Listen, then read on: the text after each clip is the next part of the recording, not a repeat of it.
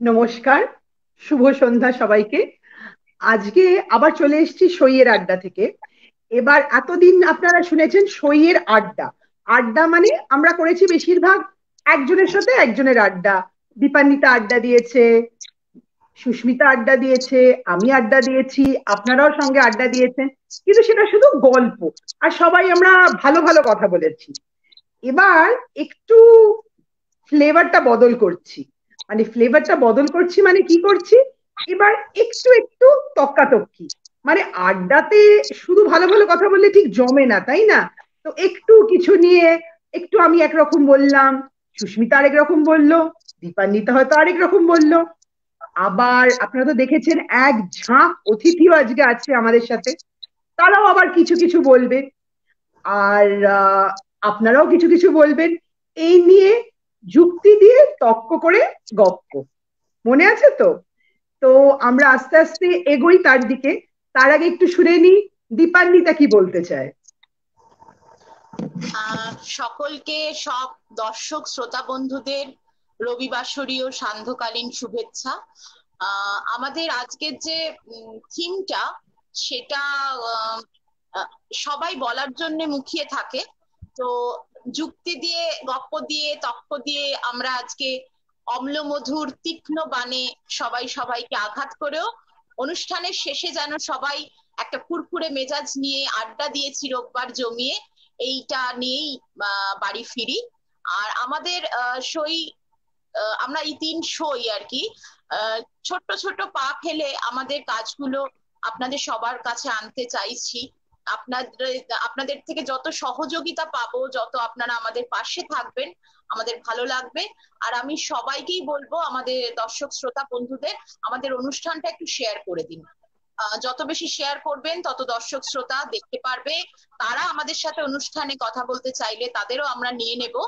আর এই লাইভ প্রোগ্রামে আমাদের একটু কমেন্টে জানাবেন যে কারা আমাদের সাথে লাইভে থাকতে চাইছেন। আর আমাদের তো আজকে অনেক অতিথিরা আছেনই, তারাও আপনাদের সাথে আড্ডা দেবে, গল্প করবে। এইটুকুই। শুভ সুস্মিতা কি সন্ধ্যা বলতে চায়? সবাইকে। শুভ সন্ধ্যা এবং আন্তরিক শুভেচ্ছা জানিয়ে আজকে ওর অনুষ্ঠান শুরু করছি। আমরা সই নিয়ে আপনাদের সামনে প্রায় উপস্থিত থাকি, কিন্তু আজকে আমরা যেটা নিয়ে এসেছি সেটা একদম, এতক্ষণে বুঝে গেছেন সবাই যে এটা একদম অন্যরকম, অন্য স্বাদের। এবং আমরা আশা করছি যে আপনারা সবাই অনুষ্ঠানটা উপভোগ করবেন, কারণ একটু নতুন ধরনের। দেখা যাক তক্ক গপ্প যুক্তি দিয়ে কি খাড়া হয়। আরো একটা যেটা আমাদের কাছে আপনাদের জন্য একটা অভিনবত্ব আমরা এনেছি, যে আপনারা যারা আমাদের দর্শক শ্রোতা বন্ধু, তারাও কিন্তু আমাদের এই অনুষ্ঠানে আজকে যোগ দিতে পারবেন। আপনাদের যদি মনে হয় যে আপনারা কেউ কিছু বলতে চান, আমরা কমেন্ট সেকশনে লিংক দিয়ে দেবো আমাদের অনুষ্ঠানের। সেই লিংকের মাধ্যমে আপনারা এসে আমাদের সঙ্গে কথা বলতে পারবেন। তাহলে বেশি দেরি না করে আমাদের প্রথম অতিথি জুটিকে ডেকে নেওয়া হোক। একদম একদম। আমাদের প্রথম অতিথি জুটি হচ্ছে তনুশ্রী বোস এবং ডক্টর চিরন্তন ব্যানার্জি।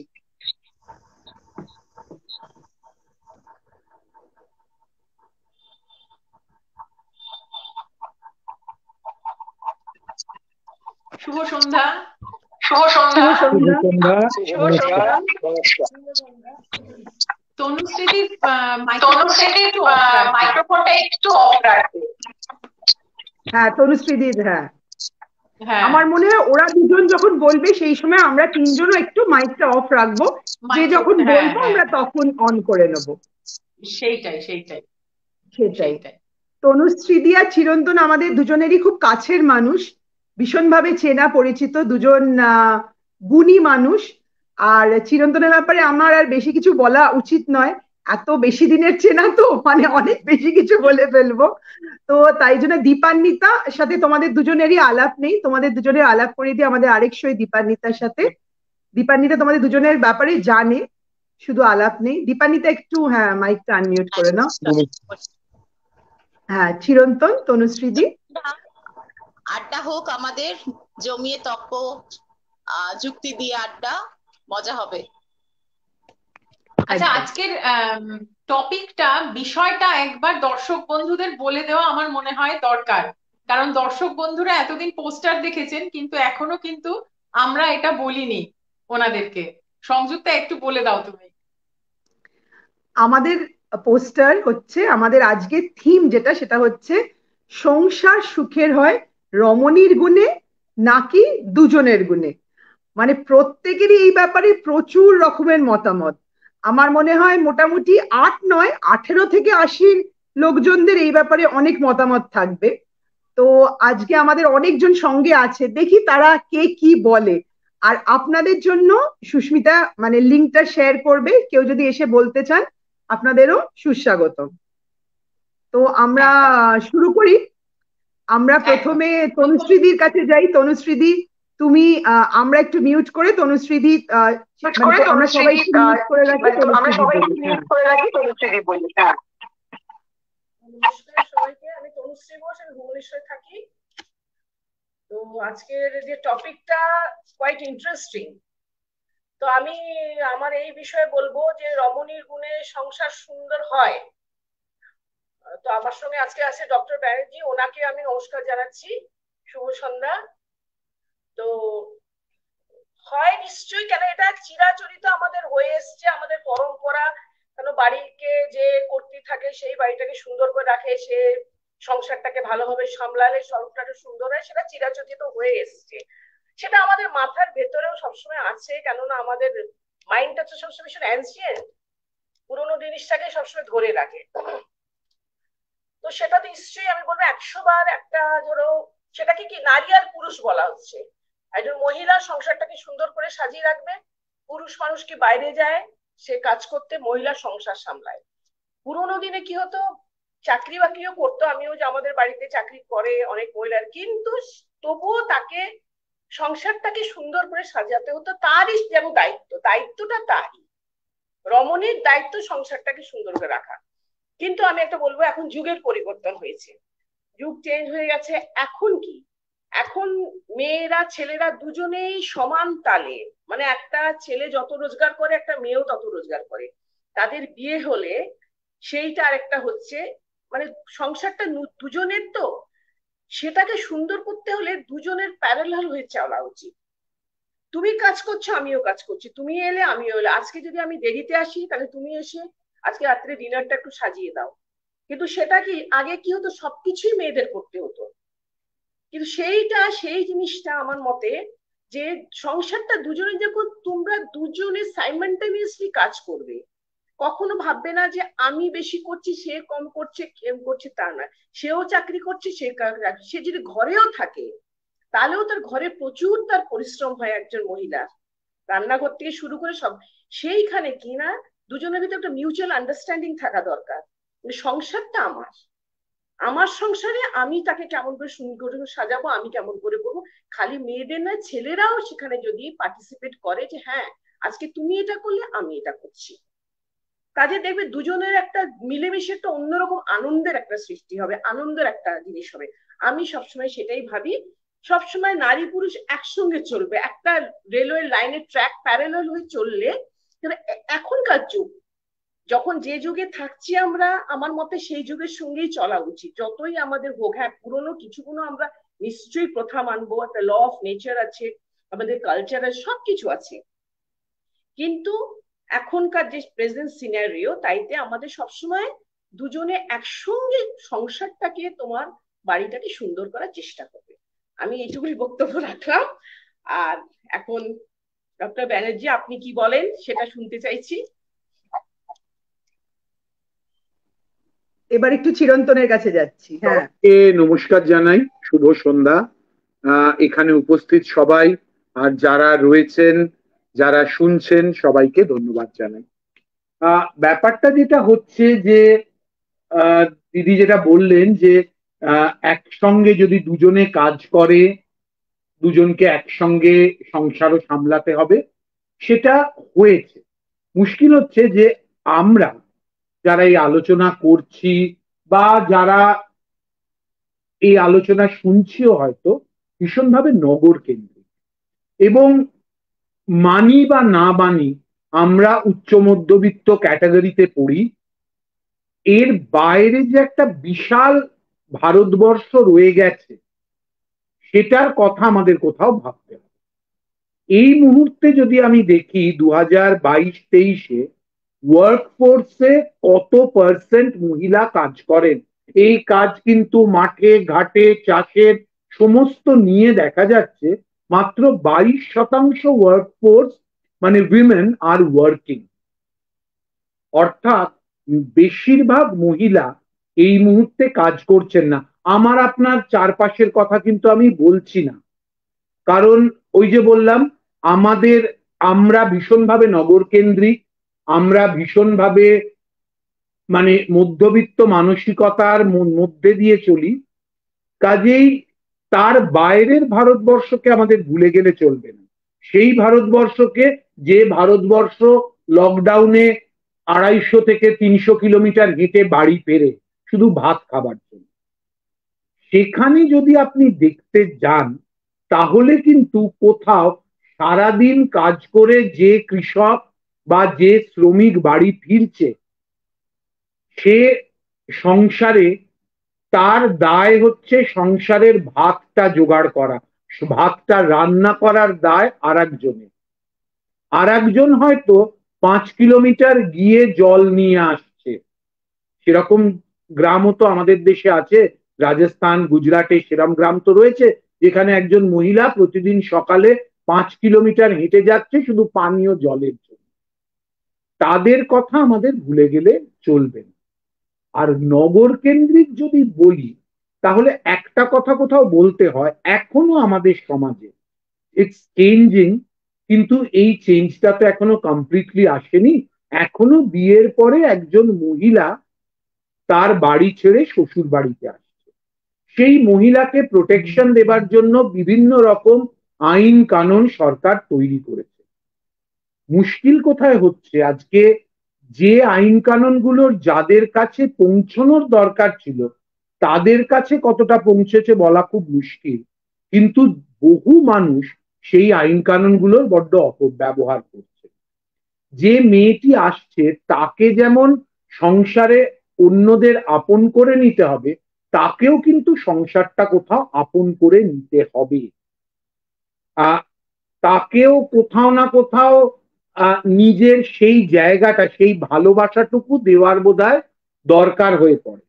কাজেই দুজনের তো ডেফিনেটলি দুজনের সংসারে পার্টিসিপেশন খুব জরুরি, কিন্তু বোধহয় কোথাও একজন ওই যে প্রাইমারি, আমরা রিসার্চের ক্ষেত্রে বলি প্রাইমারি রিসার্চার আর সেকেন্ডারি রিসার্চার, সেরকম ভাবে যদি বলি যে প্রাইমারি আর সেকেন্ডারি যদি বলি তাহলে বোধহয় এখনো প্রাইমারি দায়িত্ব মহিলারই রয়ে যাচ্ছে, রমণীরই রয়ে যাচ্ছে। অর্থাৎ যে মানুষটা আসছে তা অন্যরা তাকে যেমন আপন করে নিচ্ছে, তাকেও কিন্তু সেই জায়গাটাতে সেই অ্যাডজাস্টমেন্টটুকু করার কোথাও দরকার হচ্ছে। দুটো সংসার তো কখনো এক নয়। এখানে আমি বাদ দিয়ে তো প্রত্যেকে শ্বশুর বাড়িতে এসেছিলেন, এসে নিশ্চয়ই ছোট বড় মানে আপনার বাড়িতে যদি সকাল 7টায় চা হয় সেখানে এসে দেখছেন 8:30টায় চা হচ্ছে। আপনি মানে দুধ চিনি ছাড়া চা খান, তো শ্বশুর বাড়িতে দুধ আর কড়া চিনির চা হচ্ছে। সেই কিংবা টুথপেস্ট, আপনি কোলগেট ব্যবহার করেন, শ্বশুর বাড়িতে পেপসোডেন্ট হয়। এই যে ছোট ছোট অ্যাডজাস্টমেন্ট গুলো, সেগুলো কিন্তু কোথাও একটু করতে হয়, মেয়েদের ক্ষেত্রে সেটা বেশি করতে হয়। সেই অ্যাডজাস্টমেন্টটুকু করার জায়গাটা আজকে ভীষণ হারিয়ে যাচ্ছে। ভীষণ ছোট ছোট জায়গায় আমরা অ্যাডজাস্ট করতে পারছি না, বড় জায়গা তো অনেক পরে আসবে। আমার খেয়াল করে আমার চেনা পরিচিত আত্মীয় স্বজনের মধ্যে বোধহয় এই মুহূর্তে 5 জনের ডিভোর্সের মামলা চলছে, যদি আমি খেয়াল করে দেখি। এই ছোট ছোট অ্যাডজাস্টমেন্টস গুলো করা খুব জরুরি। আর দুজন তো বটেই, কিন্তু আমার কোথাও মনে হয় যে সিংহভাগ দায়িত্ব একজনকে নিতে হবে। সেটা আমাকে যদি জিজ্ঞেস করেন, হুএভার আর্নস লেস তাকে নিতে হবে। কারণ যদি দুজনের একজনকে চাকরি ছাড়তে হয় তাহলে যে বেশি রোজগার করে তার চাকরি ছাড়াটা মুশকিলজনক হবে। কাজেই সেটি মেয়েও হতে পারে, কিন্তু যদি মেয়েটি বেশি রোজগার করে তাহলে অন্যজনকে, সেই পুরুষটিকে চাকরি ছেড়ে বা চাকরির দায় কমিয়ে সংসারের দায়িত্ব বেশি নিতে হবে। কাজেই যদি আমি বলি সমান সমান ভাগ করব, সমান সমান ভাগ কিন্তু কোনোদিনই করে উঠতে পারবো। এখনো যেহেতু বললাম যে ভারতবর্ষে উইমেন ওয়ার্কফোর্স কম, বেশিরভাগ মহিলা কাজ করেন না, তাহলে তাদেরকে সংসারের দায়িত্বটা বেশি নিতে হবে। আমার নিজের ক্ষেত্রে বলতে পারি যে আমার স্ত্রী আমার মেয়ের 1 বছর বয়সে চাকরি ছেড়ে দিয়েছিলেন। আমি সকাল 8টায় বেরোই, রাত 8টায় ফিরি। আমি নিশ্চিন্তে ঘুরে বেড়াই, আমি আমার রুগী দেখতে পারি, তার কারণ আমি জানি যে আমার ঘর সংসার দেখার একজন রয়েছে। তো সেটা কিন্তু কম কথা নয়, সেই কাজটা কোনোভাবে খাটো নয়, সেই কাজটা কোনোভাবে ডিমিনিং নয় কারোর জন্য। এটুকুই আমার বক্তব্য। ধন্যবাদ। আমি এখানে একটা কথা বলতে চাই, সেটা হচ্ছে যে তনুশ্রী একটু মাইকটা অফ করো। হ্যাঁ, আমি যেটা বলতে চাইছিলাম যে যেটা ডক্টর চিরন্তন আমাদের বলল যে মানে যখন মানে দুজনের রোজগার যদি মানে কম বেশি তো হয়, এবার যার রোজগারটা বেশি ডেফিনেটলি তার পক্ষে কাজ করাটাই ভালো, আর বাকি আরেকজন ঘর সামলালো, সেটা তো ঠিক আছে। আর যে অ্যাডজাস্টমেন্টের কথাটা, এবার আমরা মানে দেখে এসছি আমাদের মারা আরো বেশি অ্যাডজাস্টমেন্ট করেছে আমাদের থেকে, দিদিমারা আরো বেশি করেছে। এবার আমাদের পরের জেনারেশনে যেটা দেখছি তাদের মধ্যে মানসিকতাটা আমরা দুজনে সমান সমান করবো, কারণ মোটামুটি সেখানে যেটা হয় দুজনেই একরকম মানে আর্ন হয়তো করে, সেই জন্য আরো এই জিনিসটা আসছে। তো সেখান থেকেই এই অ্যাডজাস্টমেন্টের প্রবলেমটাও মানে গ্রো করছে। তো সেটা মানে কিভাবে আমরা জাস্টিফাই করব যে মেয়েরা মানে একই রকম, এখন একটা মেয়ে একই রকম ভাবে পড়াশোনা করছে, একই রকম ভাবে খাটছে ক্যারিয়ার তৈরি করার জন্য, কিন্তু তাদের বিয়ে হয়ে শ্বশুর বাড়িতে, হ্যাঁ খুব একটা অত মানে বিরাট জয়েন্ট ফ্যামিলিতে থাকে না, কিন্তু তাহলেও এক্সপেক্ট করা হয় যে মেয়েরাই শ্বশুর বাড়িতে মানিয়ে নেবে। এইটাও মানে সংসার সুখের হয় রমণীর গুণে, মানে এই জিনিসটা কি চলে আসাটা ঠিক? এই ব্যাপারে আমি একটু আর পরে আমি বলছি। আমি যদি বলি যে অ্যাডজাস্টমেন্ট কিন্তু দুতরফেই হয়, মানে এটা ছেলেরা খুব ভালো বুঝতে পারবে, মানে ব্যাচেলারহুড আর ম্যারিড লাইফ ছেলেদের জন্য কিন্তু আকাশ পাতাল অ্যাডজাস্টমেন্ট। যে ছেলেটা রাত্রি 10:30টায় আড্ডা মেরে সিগারেট ফুঁকতে ফুঁকতে ঢুকতো, তাকেও 6:30টায় বাড়ি ফিরতে হচ্ছে বউ একা বসে থাকবে বলে। অ্যাডজাস্টমেন্টটা কম নয়, কিন্তু কম একটা জায়গাতেই, সেটা হচ্ছে তাকে তার নিজের বাড়ি ছেড়ে যেতে হচ্ছে না, which is a huge adjustment. কিন্তু যদি আমি আবার সংযুক্তা যে গ্রুপের কথাটা বললো, যেখানে নারী পুরুষ সমান সমান, যেখানে মেয়েরা ইকুয়াল এডুকেশন অ্যান্ড এক্সপোজার পাচ্ছে, যেখানে একটি মেয়ে নিয়ে সুখে স্বাচ্ছন্দ্যে বাবা মা ঘর করছে, সেখানে সেইখানের কথাটা সম্পূর্ণ আলাদা। সেই রকম পরিবারে মানে সেরকম মেয়ের যে পরিবারে বিয়ে হবে, সেই পরিবারও কিন্তু তটস্থ হয়ে থাকবে যে আচ্ছা তুমি কি দুধ ছাড়া চা খাও, তুমি কিরকম চা খাও, আচ্ছা তোমার কি টুথপেস্ট আনাবো, তোমার জন্য কোন ব্র্যান্ডের চা আনাবো, সেই পরিবারও কি সাবান কি শ্যাম্পু, সেই পরিবারও কিন্তু আমি বলতে চাইছি তারাও কিন্তু অ্যাডজাস্ট করার জন্য যথেষ্ট চেষ্টা করবে। প্রবলেমটা সম্পূর্ণ অন্য জায়গায়, যেখানে মেয়েরা ইকুয়াল হচ্ছে না, যেখানে মেয়েরা ইকুয়াল এডুকেশন ইকুয়াল এক্সপোজার পাচ্ছে না, এই জায়গাতে অবশ্যই মেয়েদের বেশি অ্যাডজাস্ট করতে হচ্ছে। করা উচিত অনুচিত সেগুলো তো পরের কথা, প্র্যাকটিক্যালিটিতে করতে হচ্ছে।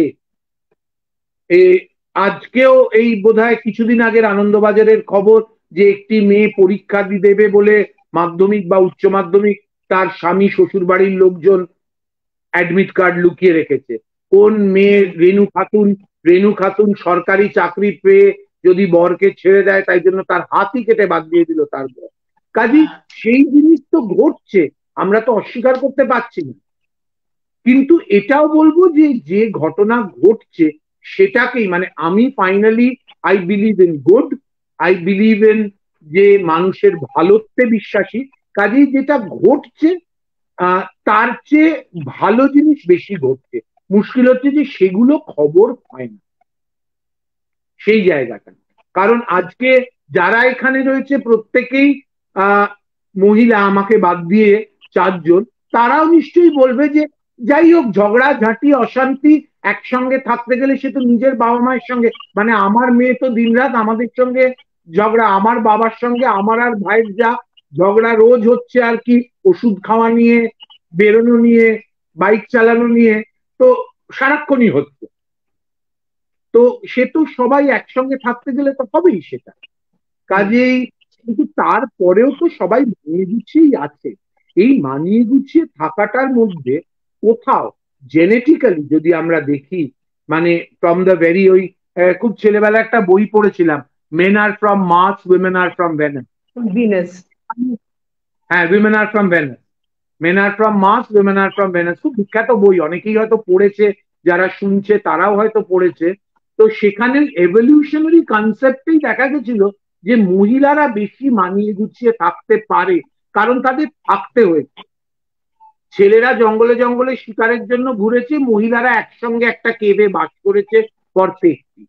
কাজেই সেই এভলিউশনারি জিন্সে কোথাও এসে গেছে মানিয়ে গুছিয়ে থাকার ব্যাপার, সেটাকে কিন্তু আমরা অস্বীকার করতে পারবো না।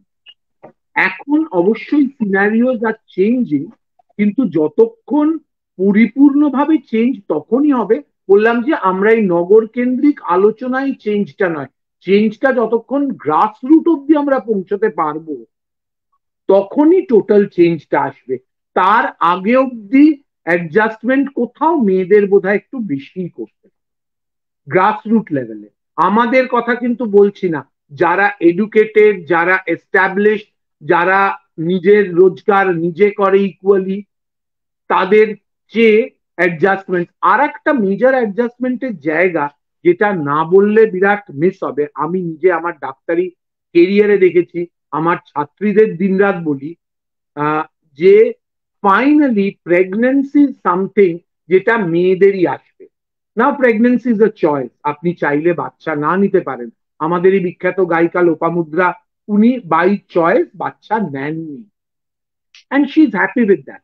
So if you make a decision, কিন্তু যদি একজন মহিলা ডিসিশন নেয় যে না, আমার আই ওয়ান্ট আ কিড, আমার বাচ্চা নেব আমি, সেক্ষেত্রে তার কেরিয়ার থেকে বলুন, তার চাকরি জীবন, তার পড়াশোনা, কোথাও কিন্তু 2-3 বছর পিছিয়ে যাবেই তার সমসাময়িক পুরুষের চেয়ে। সেই জায়গাটাকে আমরা একদম অস্বীকার করতে পারি না। তো আমাদের এখানে, মানে আবার বললাম, আমাদের এই জায়গায় যারা আমরা আছি, আমাদের ছেলে মেয়েদের কাছে বাচ্চা নেওয়া বা না নেওয়াটা ইজ আ চয়েস, কিন্তু আবার গ্রাসরুট লেভেলে it's not a choice, it's a, মানে না নিলে বরং সেটা একটা সাংঘাতিক ব্যাপার। কাজেই সেই জায়গাটা, সেই বাচ্চার দেখাশোনার প্রধান দায়িত্ব একটি মাকেই নিতে হবে, কারণ অন্তত 6 মাসের ব্রেস্ট ফিডিং এর সময়টুকু তো মাকে পাশে থাকতেই হবে। তারপরে না হয় বাবাও ইকুয়ালি একসঙ্গে কাজের হাত লাগাতে পারবে, কিন্তু প্রথম 6 মাস বা গর্ভাবস্থার 9 মাস, এই যে 1.5 বছর, এই 1.5 বছর তো মহিলাকেই সংসারে সেই সময়টা দিতেই হবে। তো সেটাও একটা ফ্যাক্টর আছে, যে জন্য এখনো ওই আর কি, মানে ইকুয়াল বললেই কোথাও আমরা ইকুয়াল হতে পারছি না। আমার যে সমস্ত ডাক্তার বান্ধবীদের দেখেছি, অনেকেই পরে সে বাচ্চা খানিকটা বড় হওয়ার পরে পোস্ট গ্রাজুয়েশন করছে। আমার এক বন্ধু যে ইউকে তে আছে, ওখানে ও অ্যাভারেজ ইউকে তে যদি দেখা যায় যে একটি ছেলের যদি 8 বছর লাগে মানে সুপার স্পেশালিটি কমপ্লিট করতে, আমি ডাক্তারির ব্যাপারটাই বলতে পারবো, অন্য ব্যাপারগুলো আমি অতটা ভালো বলতে পারবো না, কিন্তু যারা পরবর্তীতে আসবেন তারা হয়তো বলতে পারবেন, সেখানে একটি মেয়ের অ্যাভারেজ 10 বছর। তো এই 2 বছর বেশি লাগছে, তার কারণ because of pregnancy and related leaves and things like that. তো এই একটা জায়গাও আমাদের কোথাও মাথায় রাখতে হবে। আমরা তর্কের খাতিরে বা যুক্তি হিসেবে, মানে যদি ইফ উই সে যে হোয়াট ইজ ফেয়ার, যদি আমরা বলি যে কোনটা সঠিক, তাহলে বলতে হবে দুজনেরই সমান দায়িত্ব নেওয়া সঠিক, কিন্তু কোনটা ঘটছে, কোনটা প্র্যাকটিক্যাল বাস্তব কোনটা, সেটা বলতে গেলে বোধহয় বলতে হবে যে মেয়েদের দায়িত্ব অনেকটাই বেশি হয়ে যায়।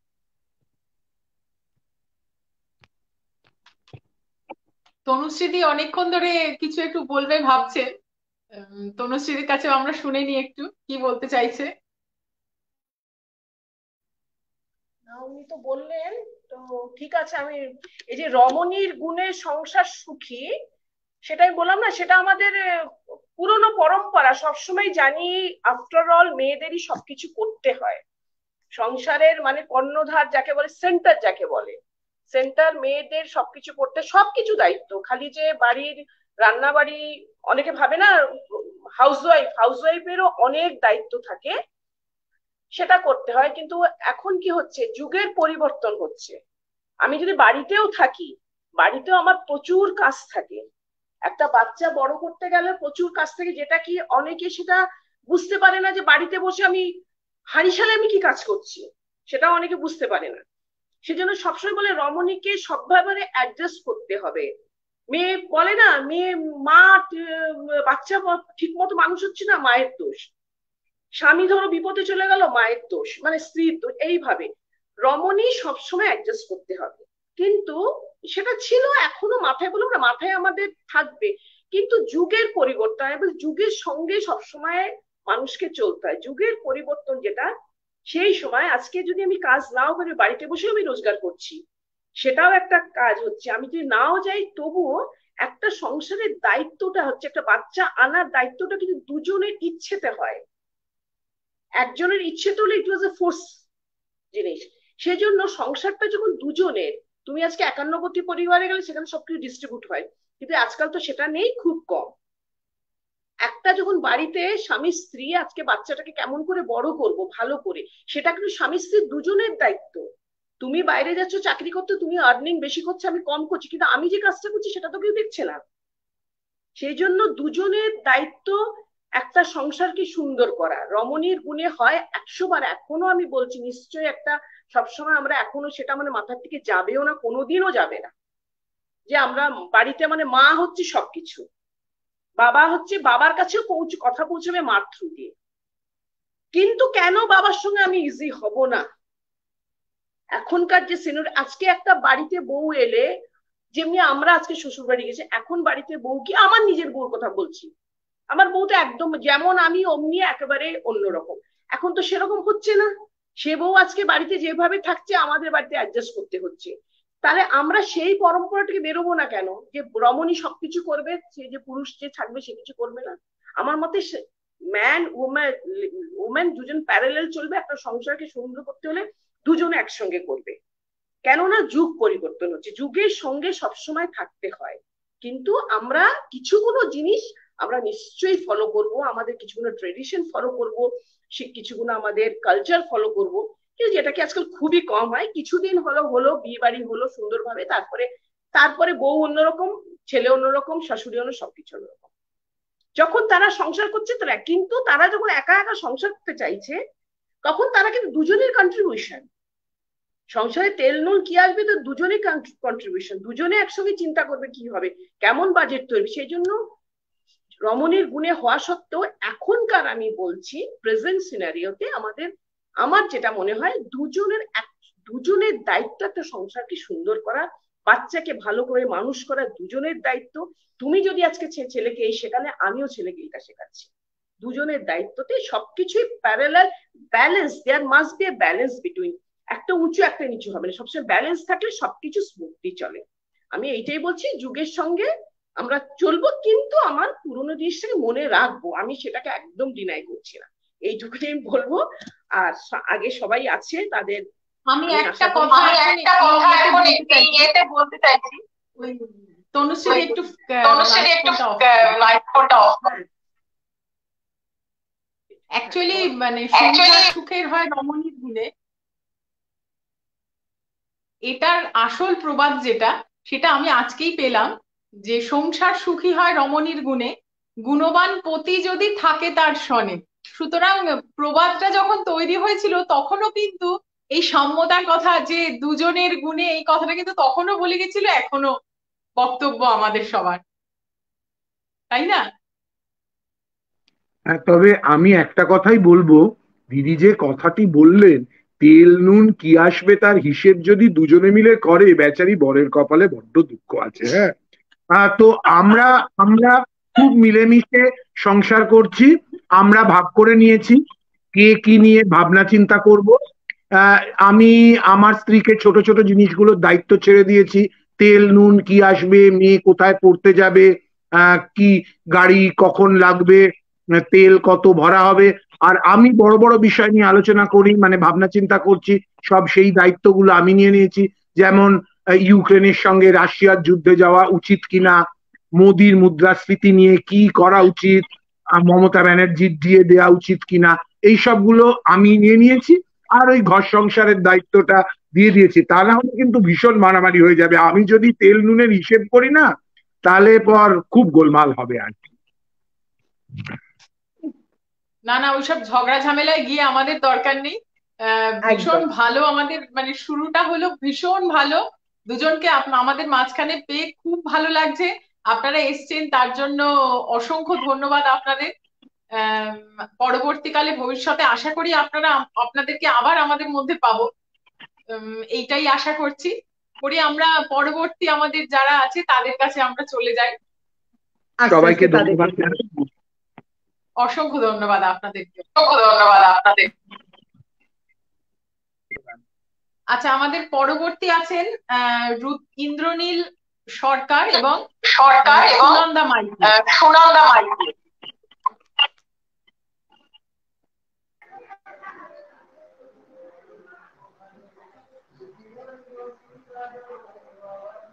আচ্ছা, ডক্টর চিরন্তন এবং তনুশ্রীদি দুজনে একটু লিভ করুন। আর সুনন্দাকে এখনো কিন্তু অ্যাড করা যাচ্ছে না। সুনন্দা,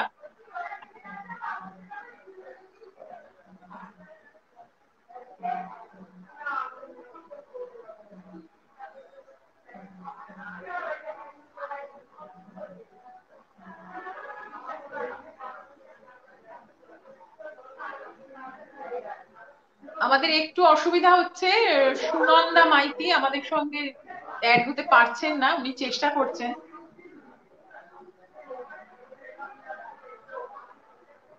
আমরা কি ততক্ষণ ওনার বক্তব্যটা শুনবো, যিনি আছেন মানে? হ্যাঁ, সেটা বরং ভালো। আমরা শুরু করে দিই, তারপর সুনন্দা চেষ্টা করছে, আমরা তখন ওকে। হ্যাঁ,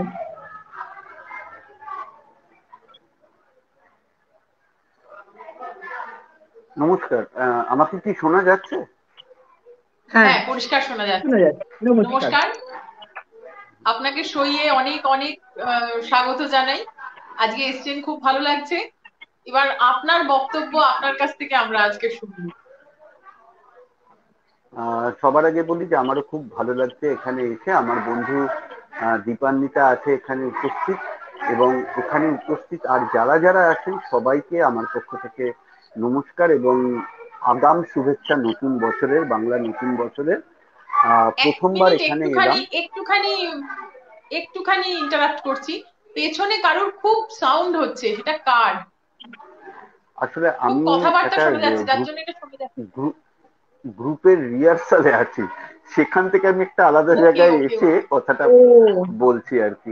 ও আচ্ছা আচ্ছা, ঠিক আছে ঠিক আছে, আপনি একটু আমাকে মার্জনা করবেন, আমি আর কোথাও যাওয়ার জায়গা পাইনি, এখান থেকেই আমাকে করতে হচ্ছে আর কি। আচ্ছা, ঠিক আছে। হ্যাঁ, তা আজকে যে টপিকটা, সেটা তো মানে খুবই ভালো, এবং আমরা মনে হয় প্রত্যেকে নিজেরা এই অভিজ্ঞতা প্রাপ্ত, মানে একদম বাস্তব একটা টপিক, যেটা নিয়ে আমি নিজেও হয়তো অনেক অভিজ্ঞতা লাভ করেছি।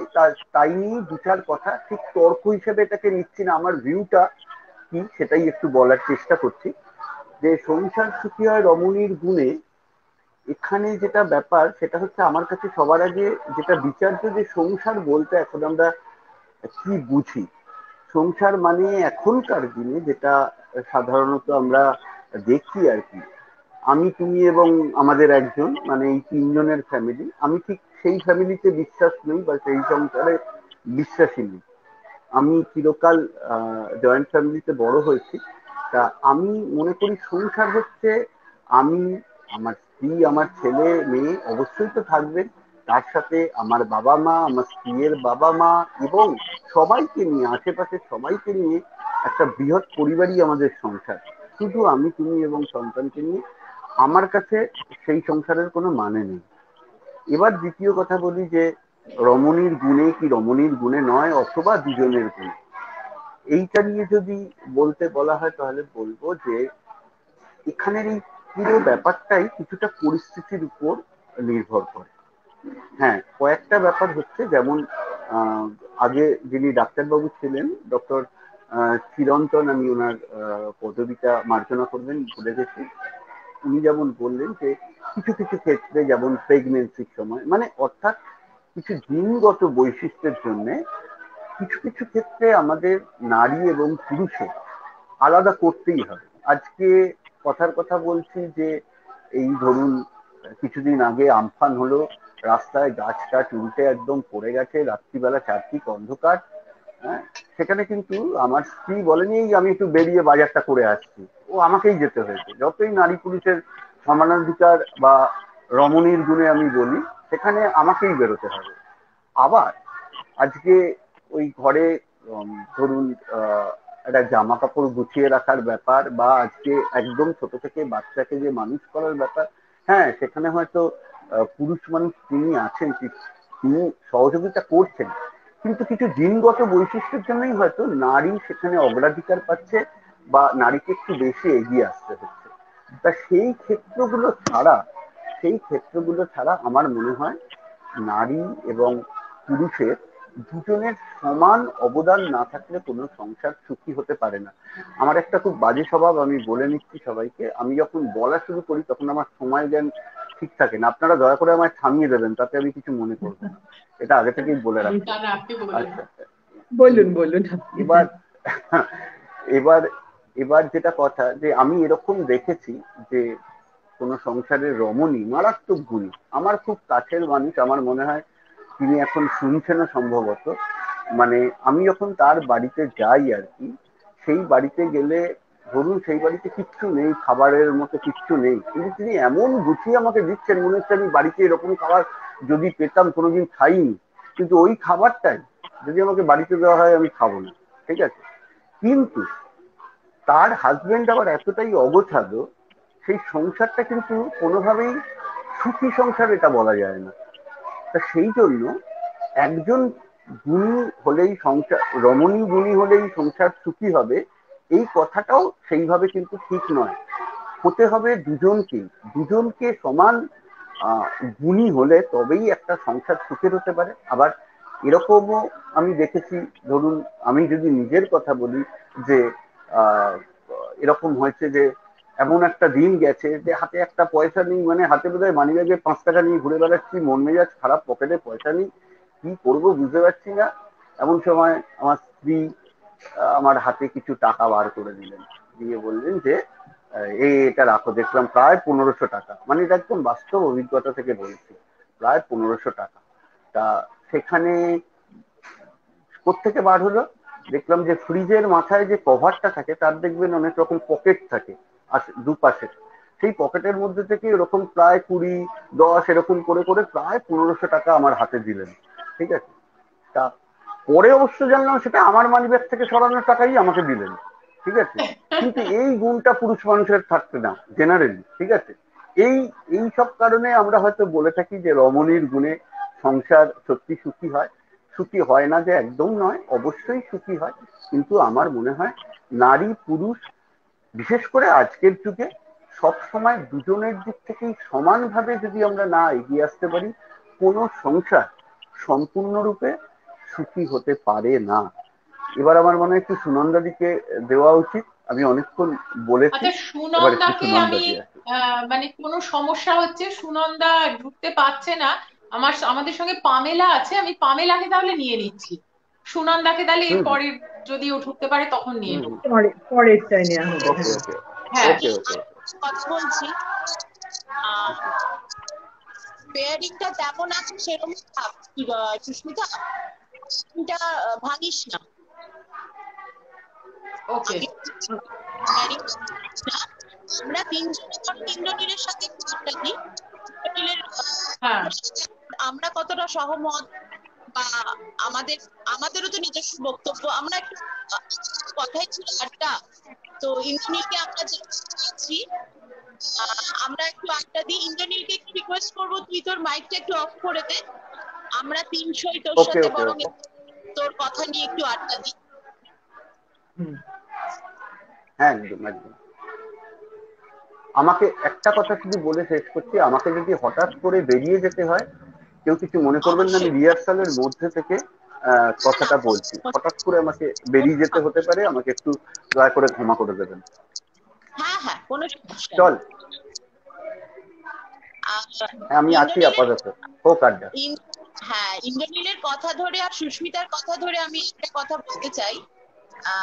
আগেও আমরা দুই অতিথির আলোচনা শুনলাম, যেটা সুস্মিতা আজকে প্রথম শুনলো, সেটা আমরা ছোটবেলা থেকে শুনে অভ্যস্ত, এবং আমার ঠাকুমা বলতেন যে সংসার সুখের হয় রমণীর গুণে, যদি গুণবান পতি থাকে শনে। হ্যাঁ, তো আমি এটা ছোট থেকেই শুনেছি। এটা আমার পুরো কথাটা এটা আমার শোনা ছিল না, আমি শুধু প্রথম লাইনটাই জানতাম, কিন্তু পুরোটা আমি আজকে জানলাম। আমাদের পুরনো বাড়িতে আমার ছোট পিসির হাতে সেলাই করা এরকম একটা, মানে সেলাই করে করে আগেকার দিনে বাঁধিয়ে খুব রাখতো না, ওরকম একটা ছিল, বাঁধিয়ে রাখা হতো। হ্যাঁ, তো আজকে নানা রকম আলাপ আলোচনা শুনতে শুনতে আমার মনে হচ্ছিল যে আমি যদি একটু বলার সুযোগ পেতাম, কিন্তু আমরা যেহেতু সঞ্চালক, সুনন্দাদির না ঢুকতে পারাটা আমার একটু পৌষ মাস হয়ে গেল। আমার মনে হচ্ছে যে আমাদের আলোচনার ব্যাপ্তিটা আর একটু যদি গভীরে গিয়ে ভাবি, সংসারটা শুধু আমরা কিরকম স্বামী স্ত্রীর ভাবছি, সংসারটা শুধু কিন্তু স্বামী স্ত্রীর নয়, সংসারে রমণীর সাথে যে পুরুষটার কথা আমরা ভাবছি, আমরা সবসময় ভেবে নিচ্ছি সে তার স্বামী হতে হবে, তা কিন্তু নয়। তার সাথে কিন্তু মা ছেলেরও কেমিস্ট্রিটা দরকার। মা সকালে ঘুম থেকে উঠে চা করছে, আমি বলবো যে যদি একটা অ্যাডাল্ট মেয়ে থাকে, মা কিন্তু এক্সপেক্ট করে মেয়ে উঠে চা করুক, কিন্তু মার ছেলেদের থেকে সেটা এক্সপেক্ট করে না, ফলত পরবর্তী সময় গিয়ে ছেলেটা সেটা করতে পারে না বা চায় না। তো মাদেরও ছেলেকে শেখানো উচিত যে তুমিও রুটি বেলো, তুমিও চা বানাও। তো সংসার মানে, সংস্কৃত শব্দ সংসার মানে কিন্তু বিশ্ব ব্রহ্মাণ্ড সংসার, সেটা থেকে এখন অর্থটা সংকুচিত হয়ে আমরা পরিবারের সাথে সংসারকে সমার্থক করে ফেলেছি। কিন্তু সংসার মানেই কি স্বামী স্ত্রী না, তো সংসার মানে নারী পুরুষ, সেখানে নারীটি পুরুষটির মাও হতে পারে, বোনও হতে পারে, কাকিমা জেঠিমা ঠাকুমা, এনিওয়ান ক্যান বি। তো সেখানে আমি বলবো যে ইন্দ্রনীলকে যেমনি ওর ওয়াইফ টাকা চুরি করে, ওর ব্যাগ থেকেই টাকা চুরি করে অসময় দিয়েছে, সেরকম তো আমাদের মারা তাদের ছেলেদের এসব চুরি ফুরি বলিস না, কিন্তু বাড়িতে সমস্যা হতে পারে আমার। আচ্ছা, আমি 1 মিনিট একটু ইন্টারাপ্ট করছি। সুনন্দা আমাদের বারবার চেষ্টা করছে, কিন্তু ওকে অ্যাড করা যাচ্ছে না। আমি সুনন্দাকে একটু বলছি, সুনন্দা তুমি দুপুরবেলা আমাদের ট্রায়ালের সময় যেভাবে তুমি ঢুকেছিলে আমাদের এই স্ট্রিমইয়ার্ডে, সেরকম ভাবে তুমি একটু চেষ্টা করো, তোমার সেই একই সমস্যা দেখাচ্ছে, তোমাকে অ্যাড করতে পারছি না। তুমি একটু প্লিজ ওই রকম ভাবেই চেষ্টা করো, আগে যেটা মানে যখন তুমি পেরেছিলে তখন যেরকম ভাবে এসছিলে ওই রকম ভাবে চেষ্টা করো প্লিজ। তোরা এবার বল, সরি ইন্টারাপ্ট করেছি মাঝখানে। না না, তো সেটাই আমার মনে হচ্ছিল যে আমাদের টপিকটা যেটা, যে নারী পুরুষ, এখানে আমরা একটু সংকীর্ণ ভাবে হয়তো ভেবে ফেলছি যে হাজবেন্ড ওয়াইফ, কিন্তু আমার মনে হয় সেখানে পরিবারের সমস্ত নারী পুরুষকেই একে সাথে কাঁধে কাঁধ মিলিয়ে চললেই সংসারটা সুখের হবে। আর ডক্টর চিরন্তন যেমন বলেছেন, সেটা তো একদমই সহমত আমি, যে নারীরা জন্মগতভাবে মানে তারা অনেক নম্র স্বভাব বা তারা অনেক মানিয়ে নিতে পারে, ব্যতিক্রমও আছে, এটা আমরা পারি, সেটা আমাদের দৈহিক কারণেই পারি। আমার যেটা মনে হয় যে সব থেকে যেটা নারীর প্রধান গুণ হচ্ছে এই যে মা হিসেবে সন্তানকে যে মানুষ করাটা, এটা কিন্তু একজন পুরুষ পারে না, যতই যাই করুক এটা হয় না। দৈহিক কারণটাই আমাদের মানে মানিয়ে নেওয়ার সবচেয়ে বড় কারণ, যেটা মানে আমরা পারি। সুনন্দা আসতে পেরেছে,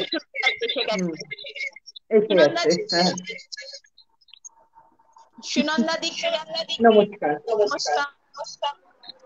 আমিও সকলকে, আচ্ছা আমি কি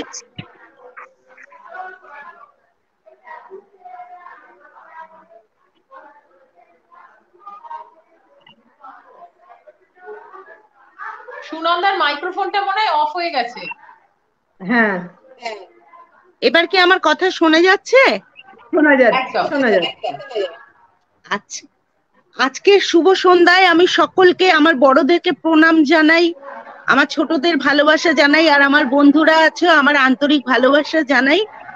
এই ধরনের অনুষ্ঠানে আমি বলতে গেলে ডিবেটের অনুষ্ঠানে আজ প্রথম, আর সবার কথাগুলো আমি শুনতে পেরেছি। অনেকক্ষণ থেকে ঢোকার চেষ্টা করছিলাম কিন্তু পারছিলাম না।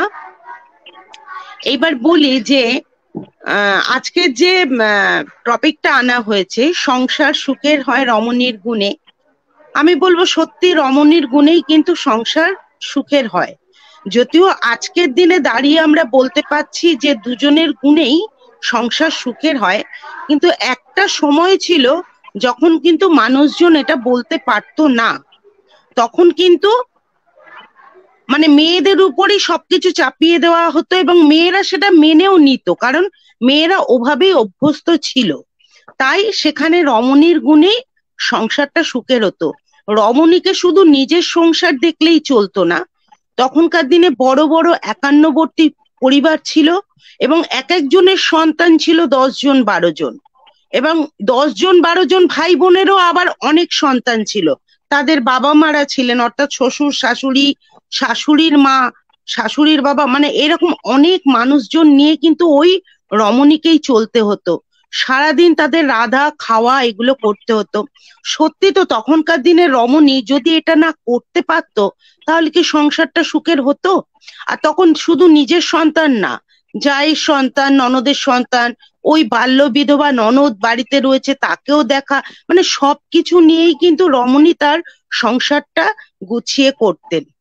এখনকার দিনে রমণীদের কি হচ্ছে, কিভাবে সংসার করতে হচ্ছে, যে শুধু সংসারে রান্না বান্না নয়, ওই ব্যাংকে যেতে হবে, ব্যাংকের টাকা পয়সাগুলো সেগুলোও কিন্তু রমণীরই মাথায় থাকে। বিশেষ করে আমার বাড়ির পুরুষ তো কিচ্ছু মাথায় রাখেন না, হ্যাঁ, কিন্তু তার সাথে যে তার পুরুষ যিনি থাকেন তিনি যদি না সাথ দেন তাহলে সেই রমণীর পক্ষে কিন্তু সংসারটা সুখের করা খুবই কষ্টকর হয়ে দাঁড়ায়। আজ আমি যখন ব্যাংকে যাব, বাইকটা নিয়ে কিন্তু আমার হাজব্যান্ডের সঙ্গে যাবে, হিসাব টিসাব গুলো তিনি মাথায় রাখবেন না, সেগুলো আমাকে রাখতে হবে, কিন্তু আমাকে সঙ্গে তিনি নিয়ে যাবেন। অর্থাৎ দুজনের জন্যই কিন্তু সংসারটা সুখের হয়ে উঠছে। একটু আগে যে চাকরি বাকরি নানান কিছুর কথাবার্তা বলছিলেন আমার আগে যারা ছিলেন, সত্যি কিন্তু রমণীকে সংসার সুন্দর করবার জন্য অনেক কিছু ত্যাগ করতে হয়। দীপান্বিতা জানেন যে বিয়ের আগে আমি একটা স্কুলে টিচারি করতাম, সম্ভবত ইন্দ্রনীল ভাইও বোধহয় জানে। কিন্তু আমার শ্বশুর বাড়ি যখন এলাম, সবসময় যে শ্বশুর শাশুড়ির নানান রকম মানে তাদের যে ইগো থাকে তা না, তার সাথে যাটা অনেকেই তো থাকে শ্বশুর বাড়ি, অনেকেরই কিন্তু ইগো থাকে না, ওই বউ চাকরি করলে আমাদের নাম বোধহয় খারাপ হয়ে যাবে, তাতে যে কোনো কারণেই হোক তার চাকরিটা ছাড়াতে হবে। শ্বশুর শাশুড়ি বললেন, আমাকে কিন্তু ওই চাকরিটা ছেড়ে দিতে হলো এই কারণে। অনেকেই আমাকে বলেছেন, কেন তুমি ছেড়ে দিলে, কেন তুমি শুনলে সে কথা, তোমার তখনই লড়াই করা উচিত ছিল। কিন্তু একটা বউ যখন নতুন একটা শ্বশুর বাড়ি আসে, সম্পূর্ণ অন্য পরিবেশ, তাদের কাউকে সে ভালো মতন চেনে না জানে না, সঙ্গে সঙ্গে কিন্তু একটা ফাইট করা তার পক্ষে সম্ভব হয়ে ওঠে না। আর সেই চাকরিটা ছেড়ে দিলাম, আমি কিন্তু ছেড়ে দিয়েছিলাম, কারণ সংসারটা সুখের করবার জন্য। আমার হাজবেন্ড কিন্তু বলেছিলেন না তুমি করো, কিন্তু আমি দেখলাম ঝগড়া ঝামেলা হবে, অশান্তি হবে, যাকে ছেড়ে দিলাম।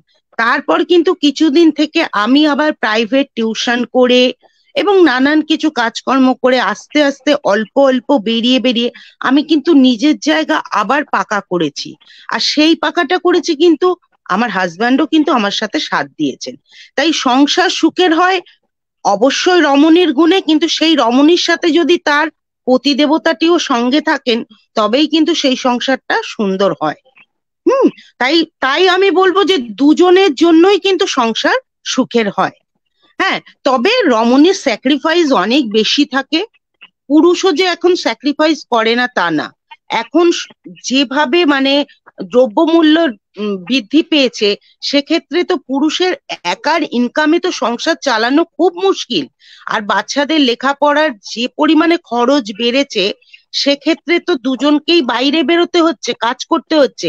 এবার একটা মেয়ে বাইরের সমস্ত কাজ যখন করে আসবে, আবার ঘরে এসে তার সমস্ত কাজ, আবার যদি তার বাড়ির লোকেরা তাকে নানান কিছু ফাইফারমাস করে, মানে আমি এমন দেখেছি, শ্বশুর মশাই চিকেন খাবেন, শাশুড়ি মার পরোটা খেতে ইচ্ছা হয়েছে, স্বামী ওই রাত্রিরেই চাইছেন একটু তরকা রুটি হলে ভালো হতো। এবার একটা বউ যখন বাড়ির বাইরে বেরিয়ে সে কাজকর্ম করে আসছে, এসে যদি আবার তাকে এইগুলো করতে হয়, তারপর তার বাচ্চার লেখাপড়াটাও তাকে দেখতে হয়। বাড়িতে হয়তো তার রান্নার লোক আছে, কিন্তু রান্নার লোক তো এই 5 জনের 5 রকম পারফরমেন্স খাটবেন না, মানে করবেন না, যে কার তরকা লাগবে, কার চিকেন লাগবে। এটা আমি বাস্তব অভিজ্ঞতা দিয়ে বলছি, এরকম পরিবার আমি দেখেছি। তাই আমার মনে হয় যে সমস্ত পুরুষদেরকেও একটু বদলানো উচিত, নারীদের কথা তাদেরও ভাবা উচিত, এবং সত্যি দুজনের যদি এক মনোভাব থাকে এবং সংসারকে সুখের যদি করব মনে করে, তাহলে দুজনের একসাথেই চলা উচিত, এক মনোভাব হওয়া উচিত। হ্যাঁ, দুজনের গুণের জন্যই তার সংসার সুখের হয়। আমি এখানে একটা কথা বলতে চাই দিদি। হ্যাঁ হ্যাঁ, যেটা মানে দীপান্বিতা যে লাইনে বলছিল সেখান থেকে আর দিদি যেটা বললেন, মাইক্রোফোনটা একটু মিউট করো সুনন্দা।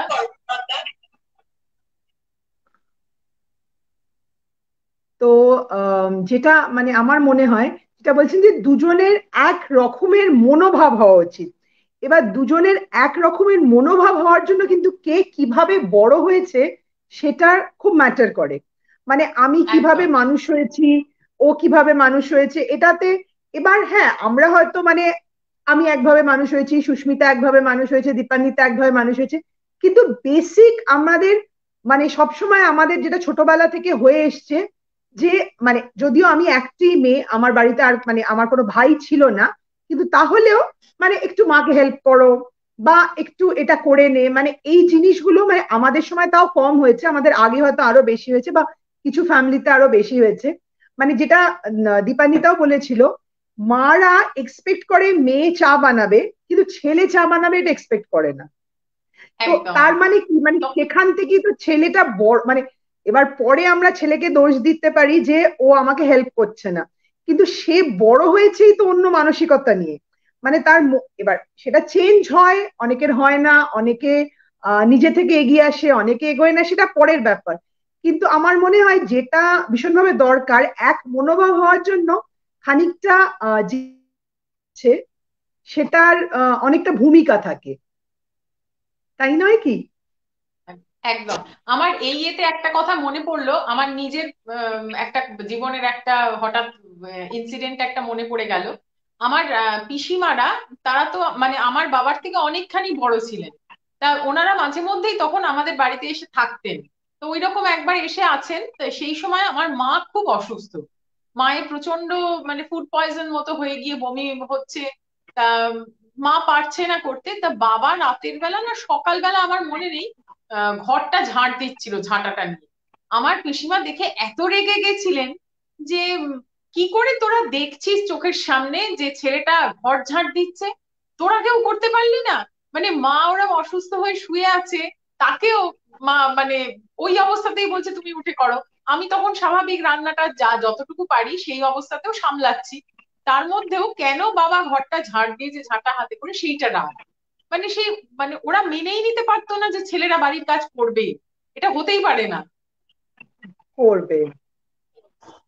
হ্যাঁ, তাহলে ঠিক তাই। আমি একটা কথা বলছি যে আগেকার দিনের মানুষরা যেটা করতেন এ থেকে বেরোবার তাদের উপায় ছিল না।